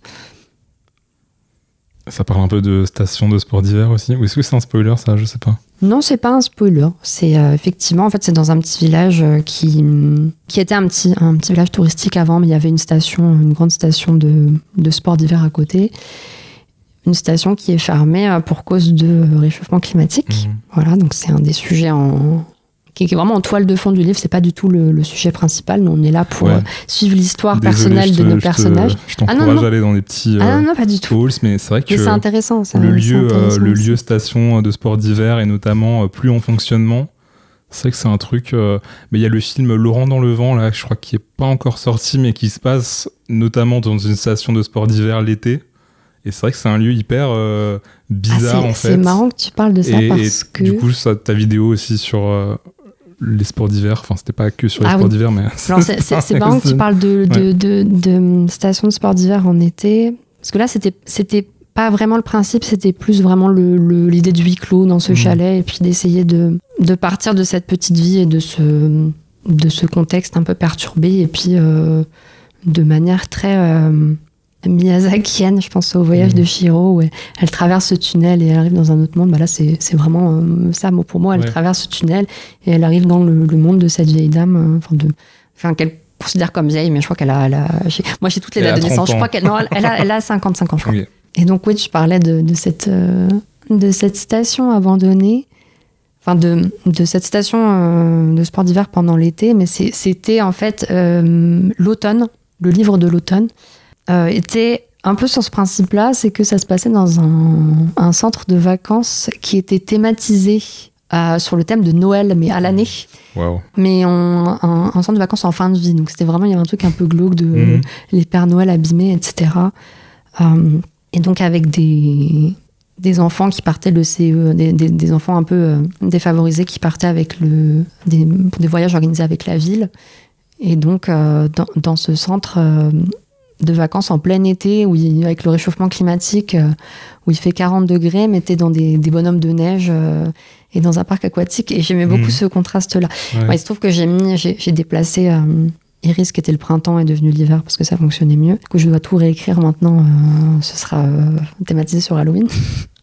Mais il y avait, c'est rigolo parce qu'il y avait ce décalage-là.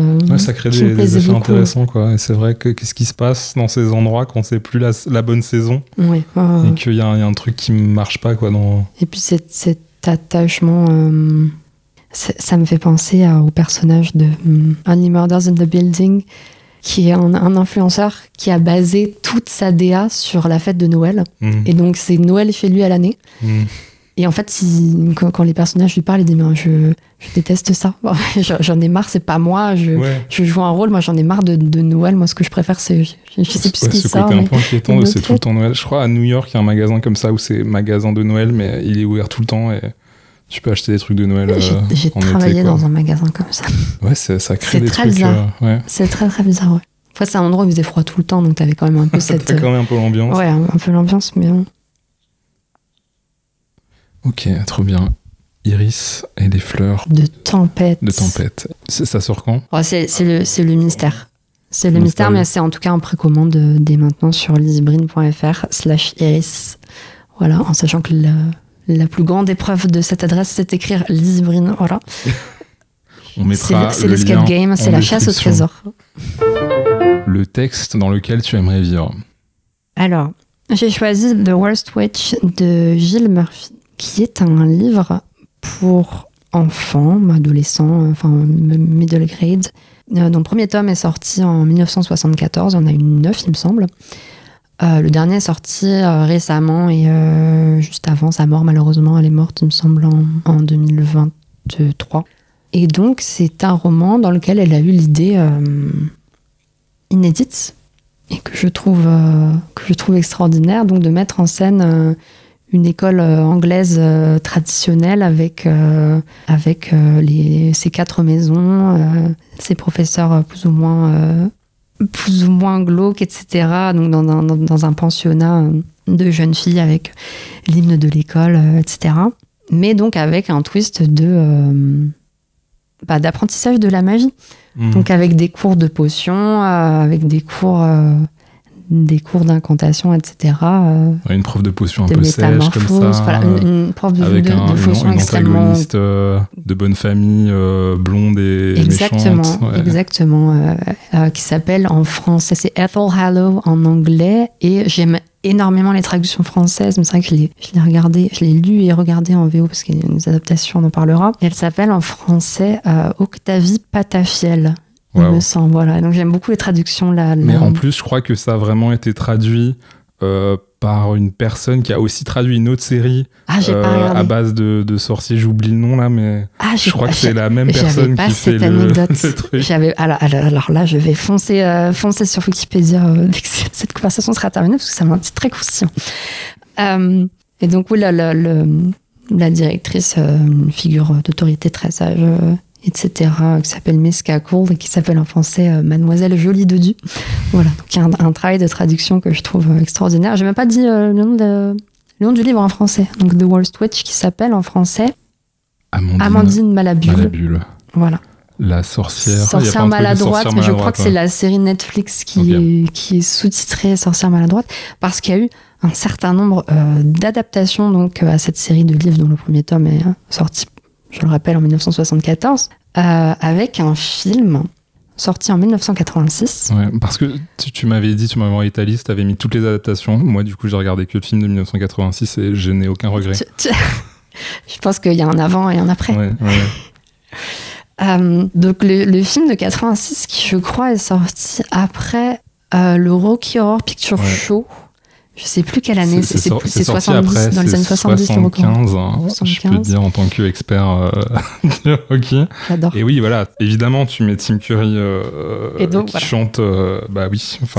Donc, ils ont 5 étoiles, ils ont casté Tim Curry dans le rôle de l'homme de ce film. C'est le seul personnage masculin du film. Tu as le droit de faire une entorse, tu vois, si tu fais que des personnages féminins, mais si c'est Tim Curry, ça passe. Let's go. Et donc il y a un peu le patriarche, c'était mon seul c'était un livre un peu féministe, mais c'est vrai que il y avait le grand, il faut quand même qu'il y ait un homme qui chapeaute tout ça, et donc qui est joué par Tim Curry, et quand on met Tim Curry dans un film, on est obligé de le faire chanter. Après le Rocky Horror Picture Show, c'est obligatoire. Et donc il y a une séquence absolument lunaire d'introduction du Grand Wizard à une cérémonie, je sais plus ce que c'est, dans le contexte. C'est vrai qu'on tendance à oublier le contexte face aux effets spéciaux. J'ai oublié tout le film à part cette séquence. Donc. Que vous pouvez trouver sur YouTube. C'est où vous tapez Tim Curry, Great Razor de The Worst Witch 86. Et c'est des incrustations sur fond vert complètement psychédéliques sur une chanson elle est pas super bien écrite. C'est Nantes, mais c'est génial. Voilà, c'est incroyable. Il y a vraiment un avant et un après. Anything can happen on Halloween. Your dog could turn into a cat.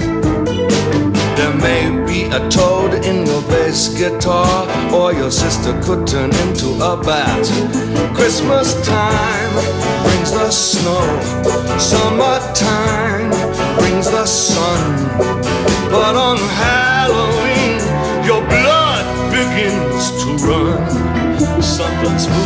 Et donc c'est une des adaptations, c'est la seule adaptation en film, il me semble. Il y a eu une première série en 98 qui a été prolongée en 2001, donc avec la même actrice. Donc on suit ses aventures d'abord dans l'académie de Mademoiselle Jolie Dodu, puis on la suit jusqu'à la fac, donc dans Westchester College en 2001. Et après ça, donc il y a eu un spin-off en 2005 avec la cousine du personnage principal, donc d'Amandine Malabule, Mildred en VO, donc qui c'est l'occasion d'un reboot en fait, où on la voit arriver à l'école et puis faire ses aventures avec les descendantes des héroïnes de l'original. Donc ça pour le coup c'est complètement inédit par rapport. La première série a tendance à suivre vraiment à la lettre les événements du livre, en rajoutant évidemment des intrigues parce que c'était l'époque où il y avait plus de 10 épisodes par saison. Mais pour le coup, la série à la fac est complètement inédite. Et il y a eu finalement une dernière série en 2017, donc qui est une série, une coproduction entre Netflix, la BBC et la ZDF, et donc qui reprend encore une fois l'histoire de Mildred en suivant quasiment à la lettre, en tout cas au début, les livres de Jill Murphy. Et c'est vrai que j'ai un peu passé l'âge de fantasmer le milieu étudiant, collège-lycée, parce que c'est loin de moi, et heureusement. Mais c'est vrai que qu'il y a une dimension que j'aime explorer en ayant repris la fac, c'était la dimension des études universitaires sur la magie. Et je me suis dit que ce serait tellement intéressant à faire. D'être en école de magie. D'être en école de magie à la fac. Parce que bon, l'école où on peut pas sortir, etc. Bon, c'est une époque que j'ai mise derrière moi et j'en suis très heureuse. Mais là, faire du travail universitaire avec un monde où, parce qu'il y a cette idée de la magie comme chose fun et amusante, etc. Et c'est vrai, mais moi, ce qui m'attire dans ces univers-là, et ce qui rejoint ce qu'on disait tout à l'heure sur la conservation, c'est la notion d'entropie, que tout se dégrade petit à petit, tout disparaît, tout redevient poussière, et qui m'angoisse énormément de savoir que rien n'est figé, que tout change tout le temps, qu'il n'y a rien qui est fixe dans la vie, que tout peut s'effondrer à chaque moment.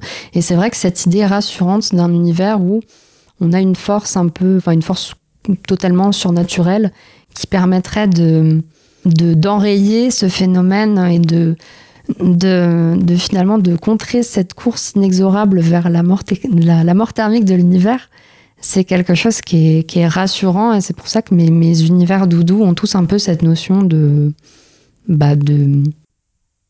force surnaturelle qui permet de contrer ça, quoi. Ouais, peut-être que la fac c'est un truc contre la peur de la mort. Ce cycle de l'année universitaire qui recommence encore et encore. C'est peut-être, ouais. Je suis peut-être en train de réaliser un truc sur pourquoi je suis encore en thèse. Ouais, c'est vrai que c'est un truc rassurant. Ça fait combien de temps ? Je ne répondrai pas à cette question. J'y suis pas encore. Hein. On va faire le master déjà. Et après, c'est une belle aventure. Hein.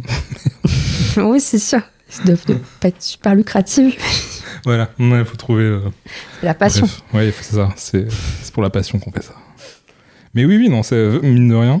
Et en effet, je pense un peu peut-être cet imaginaire britannique du campus, un peu néo-gothique, un genre de château. Ça, c'est sûr. Je suis une énorme fan de la série Wednesday. Je la trouve incroyable. Je trouve l'esthétique extraordinaire. Là, j'ai mangé les 4 premiers épisodes comme un petit pain, ça veut rien dire. J'ai dégusté les 4 premiers épisodes, vraiment. Parce que c'est une esthétique que j'adore et que je me suis mise à aimer petit à petit, justement, donc, en partant d'univers un peu plus enfantin, comme The Worst Witch. Et puis c'est vrai que pour ma vidéo sur les sorcières, j'ai dû, bon gré mal gré, m'infliger un certain nombre de films d'horreur et d'univers qui m'attiraient beaucoup. Mais par exemple Sabrina, je sais que le remake de Netflix de Sabrina de 2018 m'attirait beaucoup. J'avais beaucoup aimé le regarder, mais j'avais quand même un peu peur. C'était une époque où j'étais vraiment très néophyte en termes de gore, en termes d'ambiance horrifique, etc. Surtout que j'étais seule, je regardais ça chez moi, voilà. J'étais pas rassurée. Mais c'est une vidéo qui m'a beaucoup désensibilisée de tout ça. Alors pour le bien ou pour le pire, est-ce que c'est une bonne chose d'être désensibilisée au gore? Je ne sais pas. Mais du coup, qui m'a permis de consommer beaucoup de classiques, de consommer. Quelle horreur!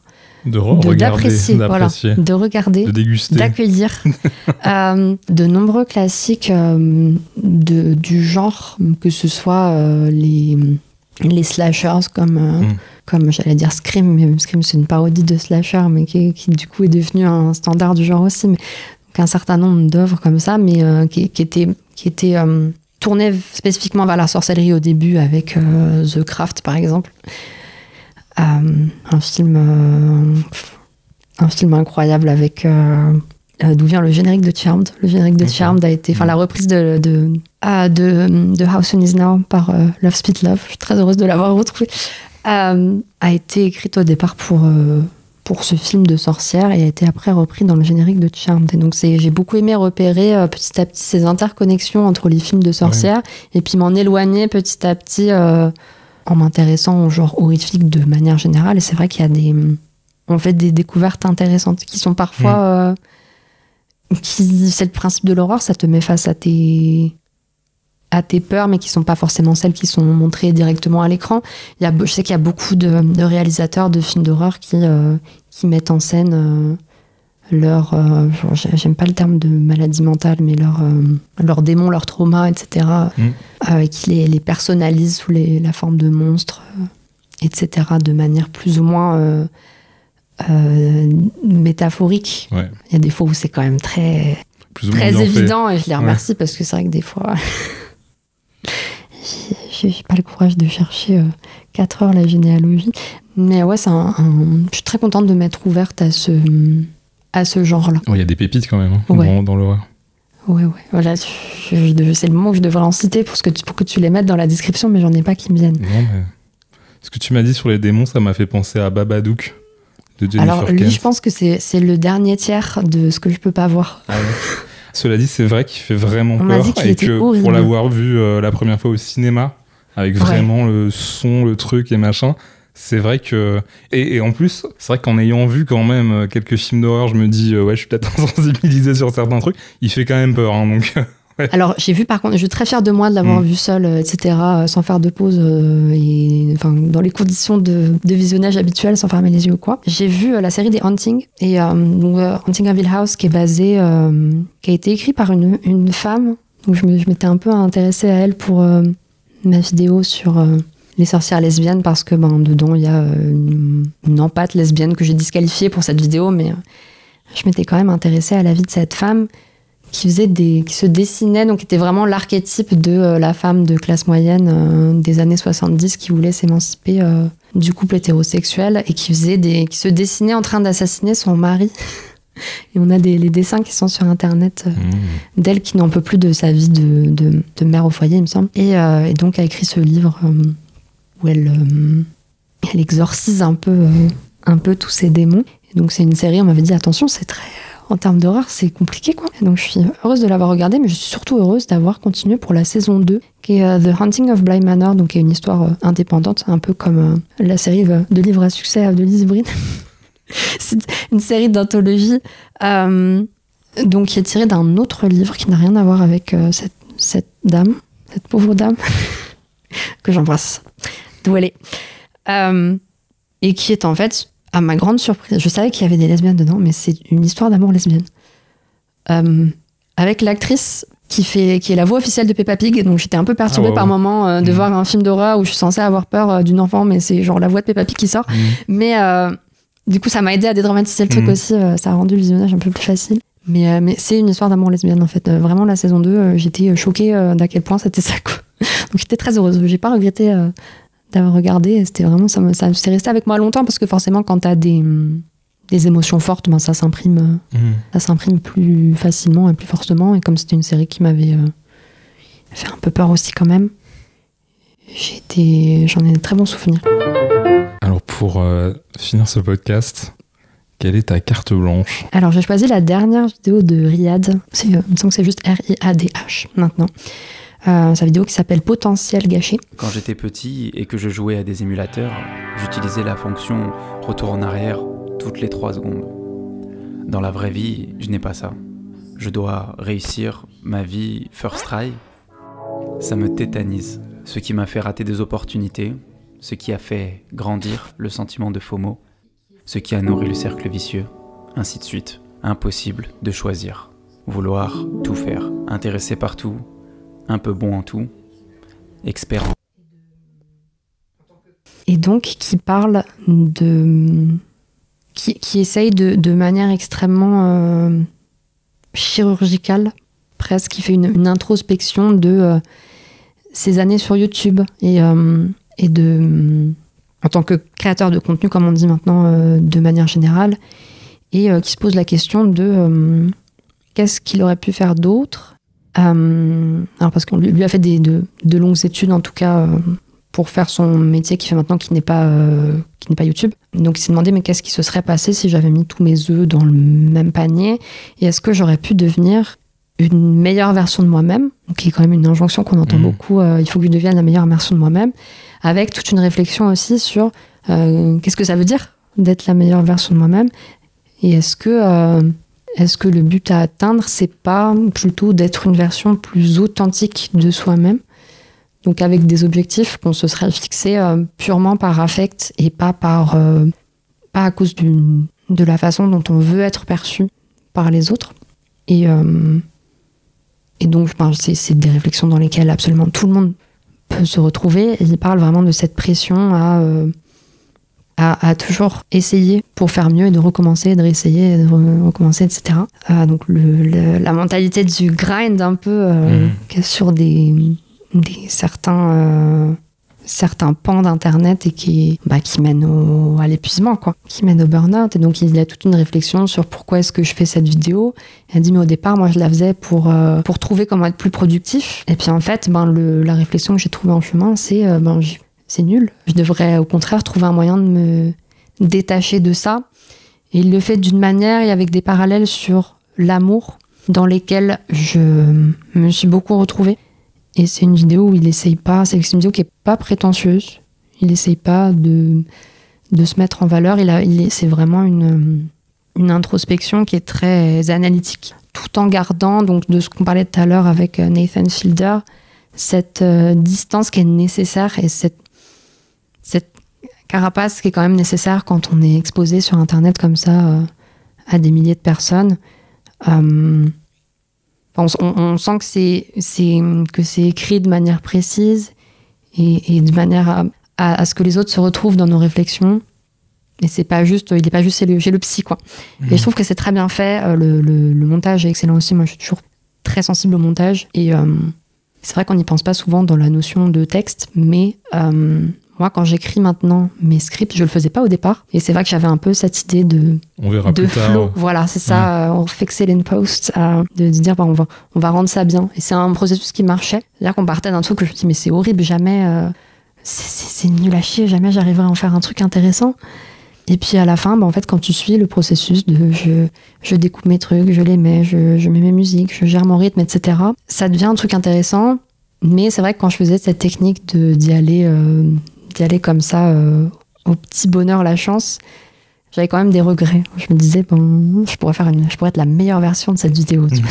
Et donc, et j'étais coincée souvent dans une boucle où je me dis, mais encore une fois, je peux faire mieux. Je peux corriger cette vidéo, je peux rendre le rythme encore meilleur, etc. Et donc, ce que je fais maintenant, c'est que je prévois le montage dès la phase d'écriture. Ce qui est quelque chose qui est fait dans une certaine mesure au cinéma. Donc moi, j'ai joué dans une série, et puis les scripts, ils sont... Vraiment, tout est tout est prévu à l'avance, la lumière est prévue à l'avance, il y a un certain nombre de choses, parce que forcément, en termes d'organisation, pour réduire les coûts, etc., il faut que tu saches ce dont tu as besoin, à quel moment, etc. Et c'est tout un travail de production dont j'avais pas conscience en tant qu'actrice.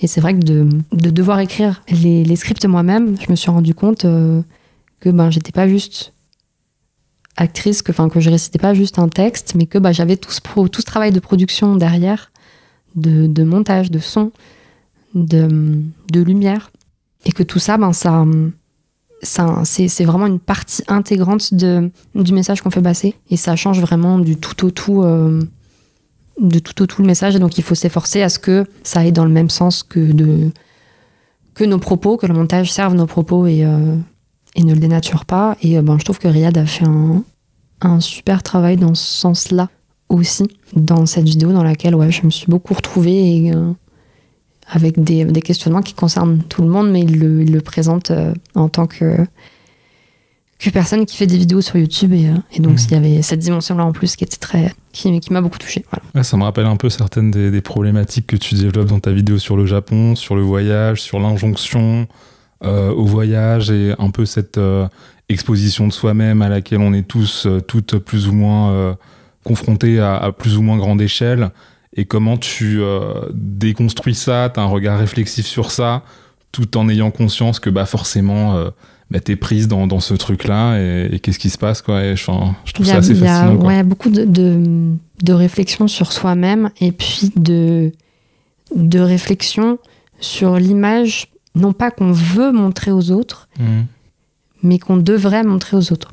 Et je pense beaucoup à Antoine Daniel quand je dis ça, où il a une tradition où régulièrement il réagit à une conférence qu'il a fait donc quand il faisait une série sur internet qui était où il était beaucoup dans le clash. En fait, le concept même de la vidéo, c'était de se moquer What the cut, de regarder des vidéos bizarres, etc. Voilà, il se moquait des gens dedans, il faisait des blagues, etc. Et c'était un humour très incisif à base d'insultes, etc. Et donc il a eu une démarche, donc il est passé maintenant, il fait plus de vidéos montées, il fait des streams sur Twitch en direct, et il a une tradition où il regarde une conférence qu'il a fait à l'époque où il était dans cette logique de clash, etc., et avec un personnage qu'il avait créé qui est extrêmement violent, et mais qui lui ressemble pas, voilà. Et donc il a fait une convention en public avec des vraies personnes, et il s'est retrouvé pour la première fois face à son public et au public qu'il avait créé avec cette attitude détestable que je trouvais extrêmement drôle à l'époque. Il n'y a pas de souci, vraiment. Moi, j'en mangeais tous les jours du What the Cut. Et il se disait, mais putain, mon public, c'est ça, quoi. C'est horrible. C'était des gens qui l'insultaient parce que son humour, c'était d'insulter des gens. Et il disait, mais mon public, c'est le miroir de ce que je crée, et est-ce que j'ai envie de créer ça? Est-ce que c'est l'ambiance que j'ai envie d'instaurer? Et il a complètement, suite à ça, suite à une réflexion, etc., il a arrêté de produire. Il produisait des trucs beaucoup plus personnels pour le coup, donc des choses qu'il avait à cœur. Il a produit une fiction audio dont le nom m'échappe, mais qui est encore sur sa chaîne secondaire, je crois. Et donc pendant ce temps-là, il a réfléchi, et aujourd'hui il a je trouve qu'il est, je trouve extrêmement drôle, mais il a une volonté de tenir son chat entre guillemets, parce que c'est vraiment c'est une dynamique de groupe qui est très particulière, et donc il faut qu'il calme le jeu, et je trouve qu'il est très fort dans cet exercice-là, d'inciter les gens qui le regardent à avoir une attitude respectueuse, et qui n'a rien à voir avec le public qu'on peut voir dans sa vidéo. Je tiens que le soir, dans le lit de l'hôtel, Polymanga, j'étais vraiment en mode putain, mais je veux plus ça, en fait, je veux plus que ça m'arrive, en fait, ça. Et du coup, je me suis dit, je me suis vraiment dit, faut réfléchir à comment faire. Et je suis très content, c'est aussi pour ça que je ne regrette pas du tout d'avoir espacé les What the Cut, de m'être fait plus absent, d'avoir arrêté, la meilleure décision de ma life. Qui me plaise plus. Une des meilleures décisions. Parce que du coup aussi, ma relation avec le public s'est beaucoup assainie aussi. Alors parce que là, ce n'était pas le cas, tout simplement. Et en vrai, à l'époque, ça l'était toujours pas tant que ça, en vrai. C'est venu après, en vrai. C'était un long travail. Ça a été un long travail. Ouais, c'est ça, c'est un peu ce qu'on disait plus tôt sur l'éthique que tu as en tant que créateur de contenu ou organisatrice d'une chasse au trésor, ou en effet, quand tu fais des vidéos, tu te rends pas forcément compte, je pense, quand tu fais des vidéos dans ta chambre. C'est très très dur. C'est très très dur d'être seul. De se rendre compte que ça va provoquer tout ça, enfin, c'est sûr que c'est pas du tout une évidence, quoi. Et on parle beaucoup de... Je pense que c'est important de se faire relire, mais en fait, tu ne peux pas toujours savoir par qui tu dois te faire relire. Tu sais pas, quand tu abordes beaucoup de sujets et que tu fais des blagues sur des sujets qui n'ont rien à voir, tu peux pas contacter des experts de tous les sujets pour savoir si tu as eu la bonne attitude vis-à-vis de tel truc ou tel truc. Et donc, il y a un moment où tu dois vraiment te dire, ok, je sors cette vidéo, je la lance au monde, je vais me faire insulter. Ouais, c'est toujours un risque. Ça, de toute façon, ça fait partie malheureusement du contrat du métier. On aimerait que ça s'arrête un jour, mais voilà. On se dit, quand on sort un truc, on va se faire insulter, mais ça, c'est un truc dont j'aimerais parler dans ma prochaine vidéo. C'est que parmi les insultes, t'as des gens qui ont des bonnes raisons d'être blessés, mais le problème, c'est que c'est noyé par... Quand tu lances une vidéo sur Internet, c'est vu par des adolescents et qui sont là et qui vont juste venir et t'insulter, et tu peux pas faire le tri de ça. Il y a une échelle à partir de laquelle, quand tu reçois 2000 commentaires sur une vidéo, tu peux pas supporter 2000 insultes et les trier et aller faire un tri pour savoir lesquelles étaient légitimes, lesquelles ne l'étaient pas, etc. Et donc ça, c'est une balance que j'essaye de chercher dans ma prochaine vidéo, de dire, c'est normal d'être en colère. Et on a beaucoup parlé de tone policing dans les milieux militants, donc c'était une notion qui a été développée dans les communautés noires, il me semble, et qui disait, ou en tout cas par les personnes racisées, et qui disait en gros, dans un contexte interpersonnel, si une personne racisée te fait remarquer que t'as dit quelque chose de raciste, faut vraiment être culotté. Et que c'était une réaction très courante des personnes blanches de dire ouais, mais tu pourrais me le dire plus gentiment. Et donc c'est une réaction à laquelle je pense souvent, mais c'est une réaction qui fonctionne dans des contextes interpersonnels. Mais je trouve que sur Internet, c'est pas sûr que ce soit la même chose, quoi. C'est très difficile quand t'es confronté à autant de violence, de faire le tri. Et j'ai pas les épaules pour ça, et je pense que personne n'a les épaules pour ça en vrai. Je pense qu'il y a une échelle où juste t'es obligé de te détacher des commentaires qu'on te fait, etc. Et je pense qu'à un certain niveau, tu peux même plus recevoir de critiques constructives. Et j'essaie de trouver un moyen de pas céder à ça, de me dire mais comment on fait en fait pour recevoir des critiques sans que ça nous blesse de manière disproportionnée, que ça nous empêche de continuer à faire ce qu'on fait. Et il y a un exercice que j'ai fait, et je salue mes Marseillais pour ça qui m'ont beaucoup aidé. Donc c'était à partir de quelqu'un qui m'avait insulté sur Twitter et où je suis allée le voir en DM et je me suis justifiée, j'étais énervée, etc. Et tout ça. Et puis finalement la conversation s'est calmée et je lui ai dit en vrai les remarques que t'as sur genre ma mauvaise gestion du colonialisme dans ma vidéo et les remarques racistes que j'ai faites malgré moi, ça m'intéresse et j'ai pas envie de te dire de te mesurer et de me faire genre un article universitaire sur pourquoi ma vidéo c'est de la merde, mais du coup je regarde-le avec tes potes et défonce-moi. Fais-moi vraiment un document où tu me défonces, mais le fait d'être consentante et de dire vas-y, je suis prête à accepter la critique en cette heure et en ce lieu, ça a vachement dédramatisé le truc. Et évidemment, quand je l'ai lu, j'étais frustrée et tout. Je me dis vas-y, ça fait chier. Des fois, il y a des trucs, ils ont raison. Des fois, il y a des trucs, j'étais un peu moins d'accord et je vais aborder ça dans ma prochaine vidéo. Mais je trouvais que c'était un exercice qui était hyper intéressant et j'aimerais avoir une réflexion autour de comment est-ce qu'on fait pour avancer sans se braquer, quoi. Ouais, et c'est vrai que sur ces trucs-là, je pense que c'est pas mal d'avoir en effet un cadre, de se dire tiens, on se dit les choses déplaisantes, mais de telle façon, à tel endroit éventuellement, avec tel dispositif. Et c'est vrai que là, ça renvoie un peu à Nathan Fielder et les dispositifs un peu fous qu'il invente, mais au final, qui permettent aussi de parler de choses ultra sensibles, mais dans un cadre qui rend ça, alors, peut-être pas safe, mais en tout cas peut-être moins terrible. Je sais pas si c'est le bon mot, mais que ce serait dans le moins dramatique. On est moins vulnérable. Ouais, en blessant peut-être moins, en se blessant moins les uns les autres que ce serait dans la vraie vie, quoi. Et parce qu'il y a beaucoup d'ego forcément aussi quand t'es tout seul face à ça les gens le voient pas. Moi, je suis toute seule devant mon logiciel de montage pendant des semaines et des semaines et j'en dors pas. Enfin, si, j'en dors même parce que je suis handicapée et que je dors beaucoup. Mais où j'ai un rythme de sommeil complètement éclaté à cause de ça et où t'es là, tu remets en question chaque mot, chaque seconde et tout ça, mais t'as plus aucun recul sur le truc.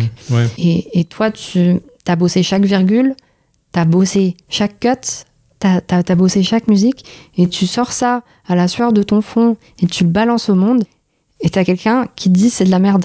Ouais, non, c'est vachement dur. C'est vachement dur, je trouve. Donc c'est un équilibre à trouver. Puis ouais, comme je disais, t'as des sensitivity readers. Moi, ça m'est arrivé qu'on me fasse relire, que des potes me fassent relire leurs vidéos parce que ça parlait de handicap, d'autisme ou de psychophobie ou de choses comme ça. Mais le problème, oui, comme je disais, en fait, tu peux pas savoir à l'avance quels sujets vont avoir besoin forcément d'être lus. T'en as qui sont évidents, mais t'en as où vraiment il y avait un angle que tu connaissais pas du tout, et donc tu pouvais pas savoir à l'avance, quoi.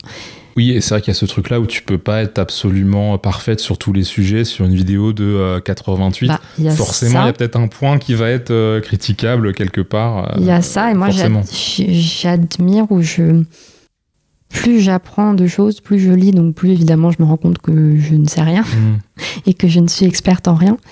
Surtout que j'ai beaucoup de centres d'intérêt, donc je pense que je serai jamais experte en rien, à part peut-être les mots fléchés. Et du coup, j'ai des convictions qui sont fortes et sur lesquelles je suis intransigeante. Donc, je sais pas, la propriété locative, voilà. Par exemple, moi, je comprends pas que quelqu'un puisse détenir le logement de quelqu'un d'autre, voilà.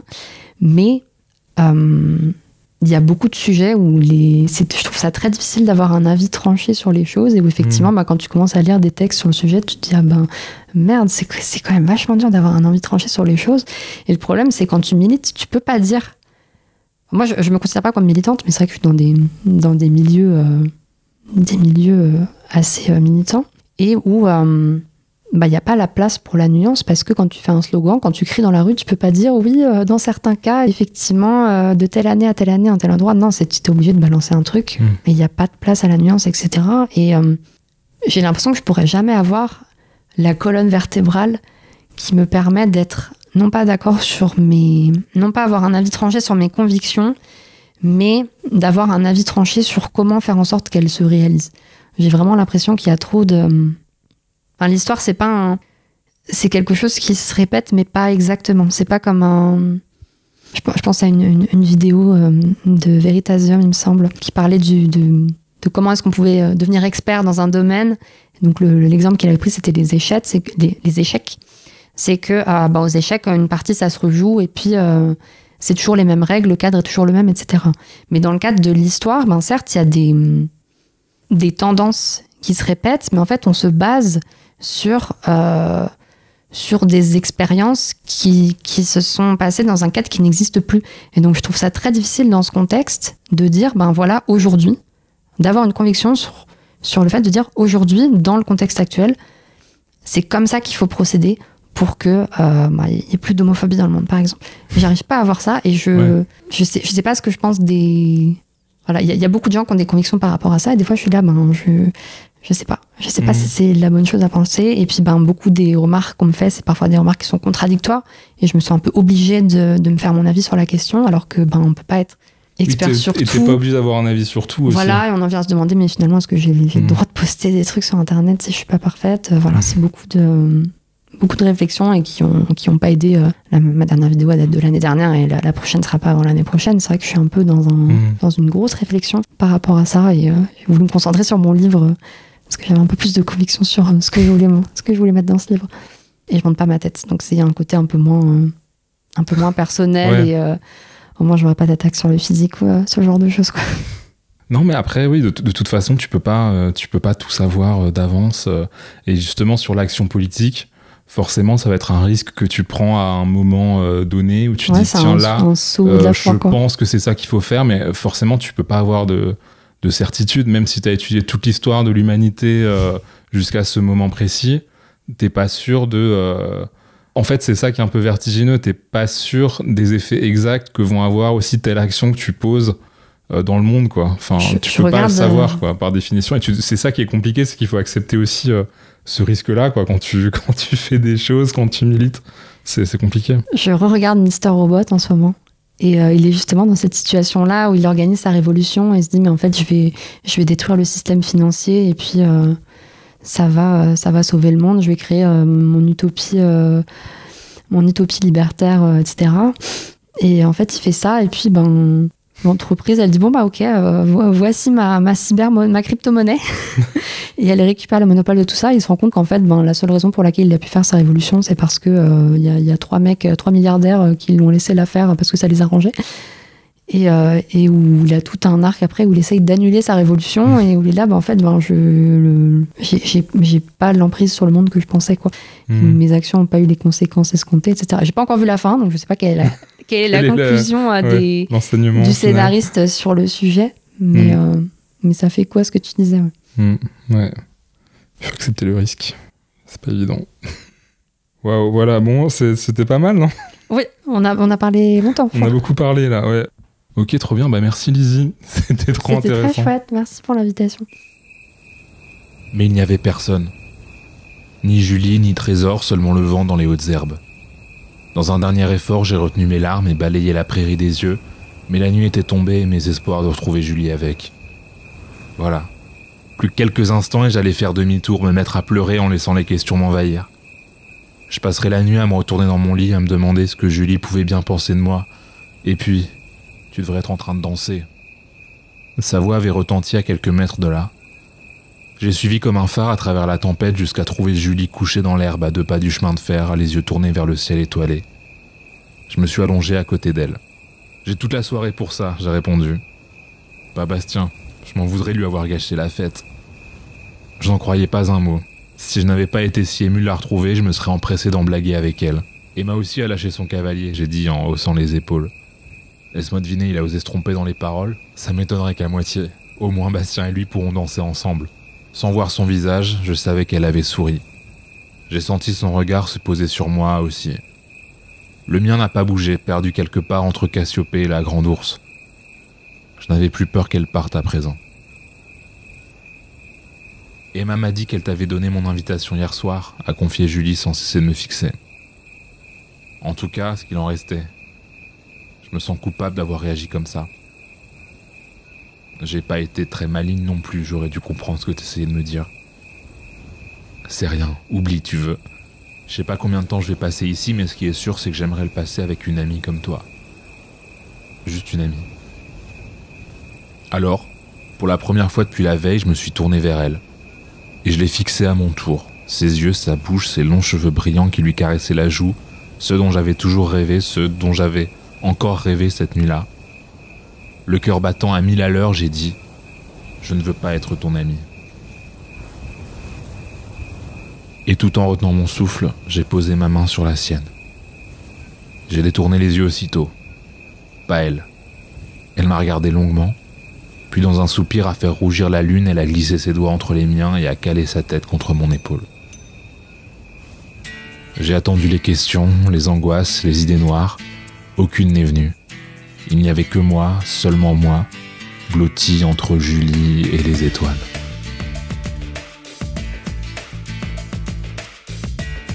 C'était un extrait de Emma, sa cousine et moi, le premier roman de la formidable Lizzie Brin qui connaît une nouvelle et très belle édition à l'occasion de la parution prochaine de Iris et les fleurs de tempête. Iris et les fleurs de tempête, je cite l'autrice, un roman jeunesse totalement indépendant qui narre la rencontre électrique entre une vieille butch et 2 enfants perdus dans la montagne. Les précommandes sont d'ores et déjà ouvertes, donc allez précommander ça. Et allez aussi regarder les vidéos de Lizzie Brin sur YouTube. En ce qui me concerne, sa vidéo sur le Japon notamment, c'est un véritable chef-d'œuvre des internets. Bien sûr, si cet épisode vous a plu, abonnez-vous, laissez un commentaire, laissez des étoiles, faites des stories, envoyez cet épisode à tous vos amis, passez-le très fort dans les lieux publics, etc. etc. C'est Pauline Le Cerf qui a réalisé le logo et l'identité graphique d'Intertexte, mais pour cette fois, je remercie Lizzie Brin de m'avoir dépanné pour la magnifique couverture de cet épisode. Quel talent est-ce que Lizzie Brin ne possède pas? Ça, c'est un mystère inexpliqué, de plus parmi les mystères inexpliqués. Voilà, merci d'avoir écouté cet épisode, prenez soin de vous et à très bientôt pour de nouvelles aventures.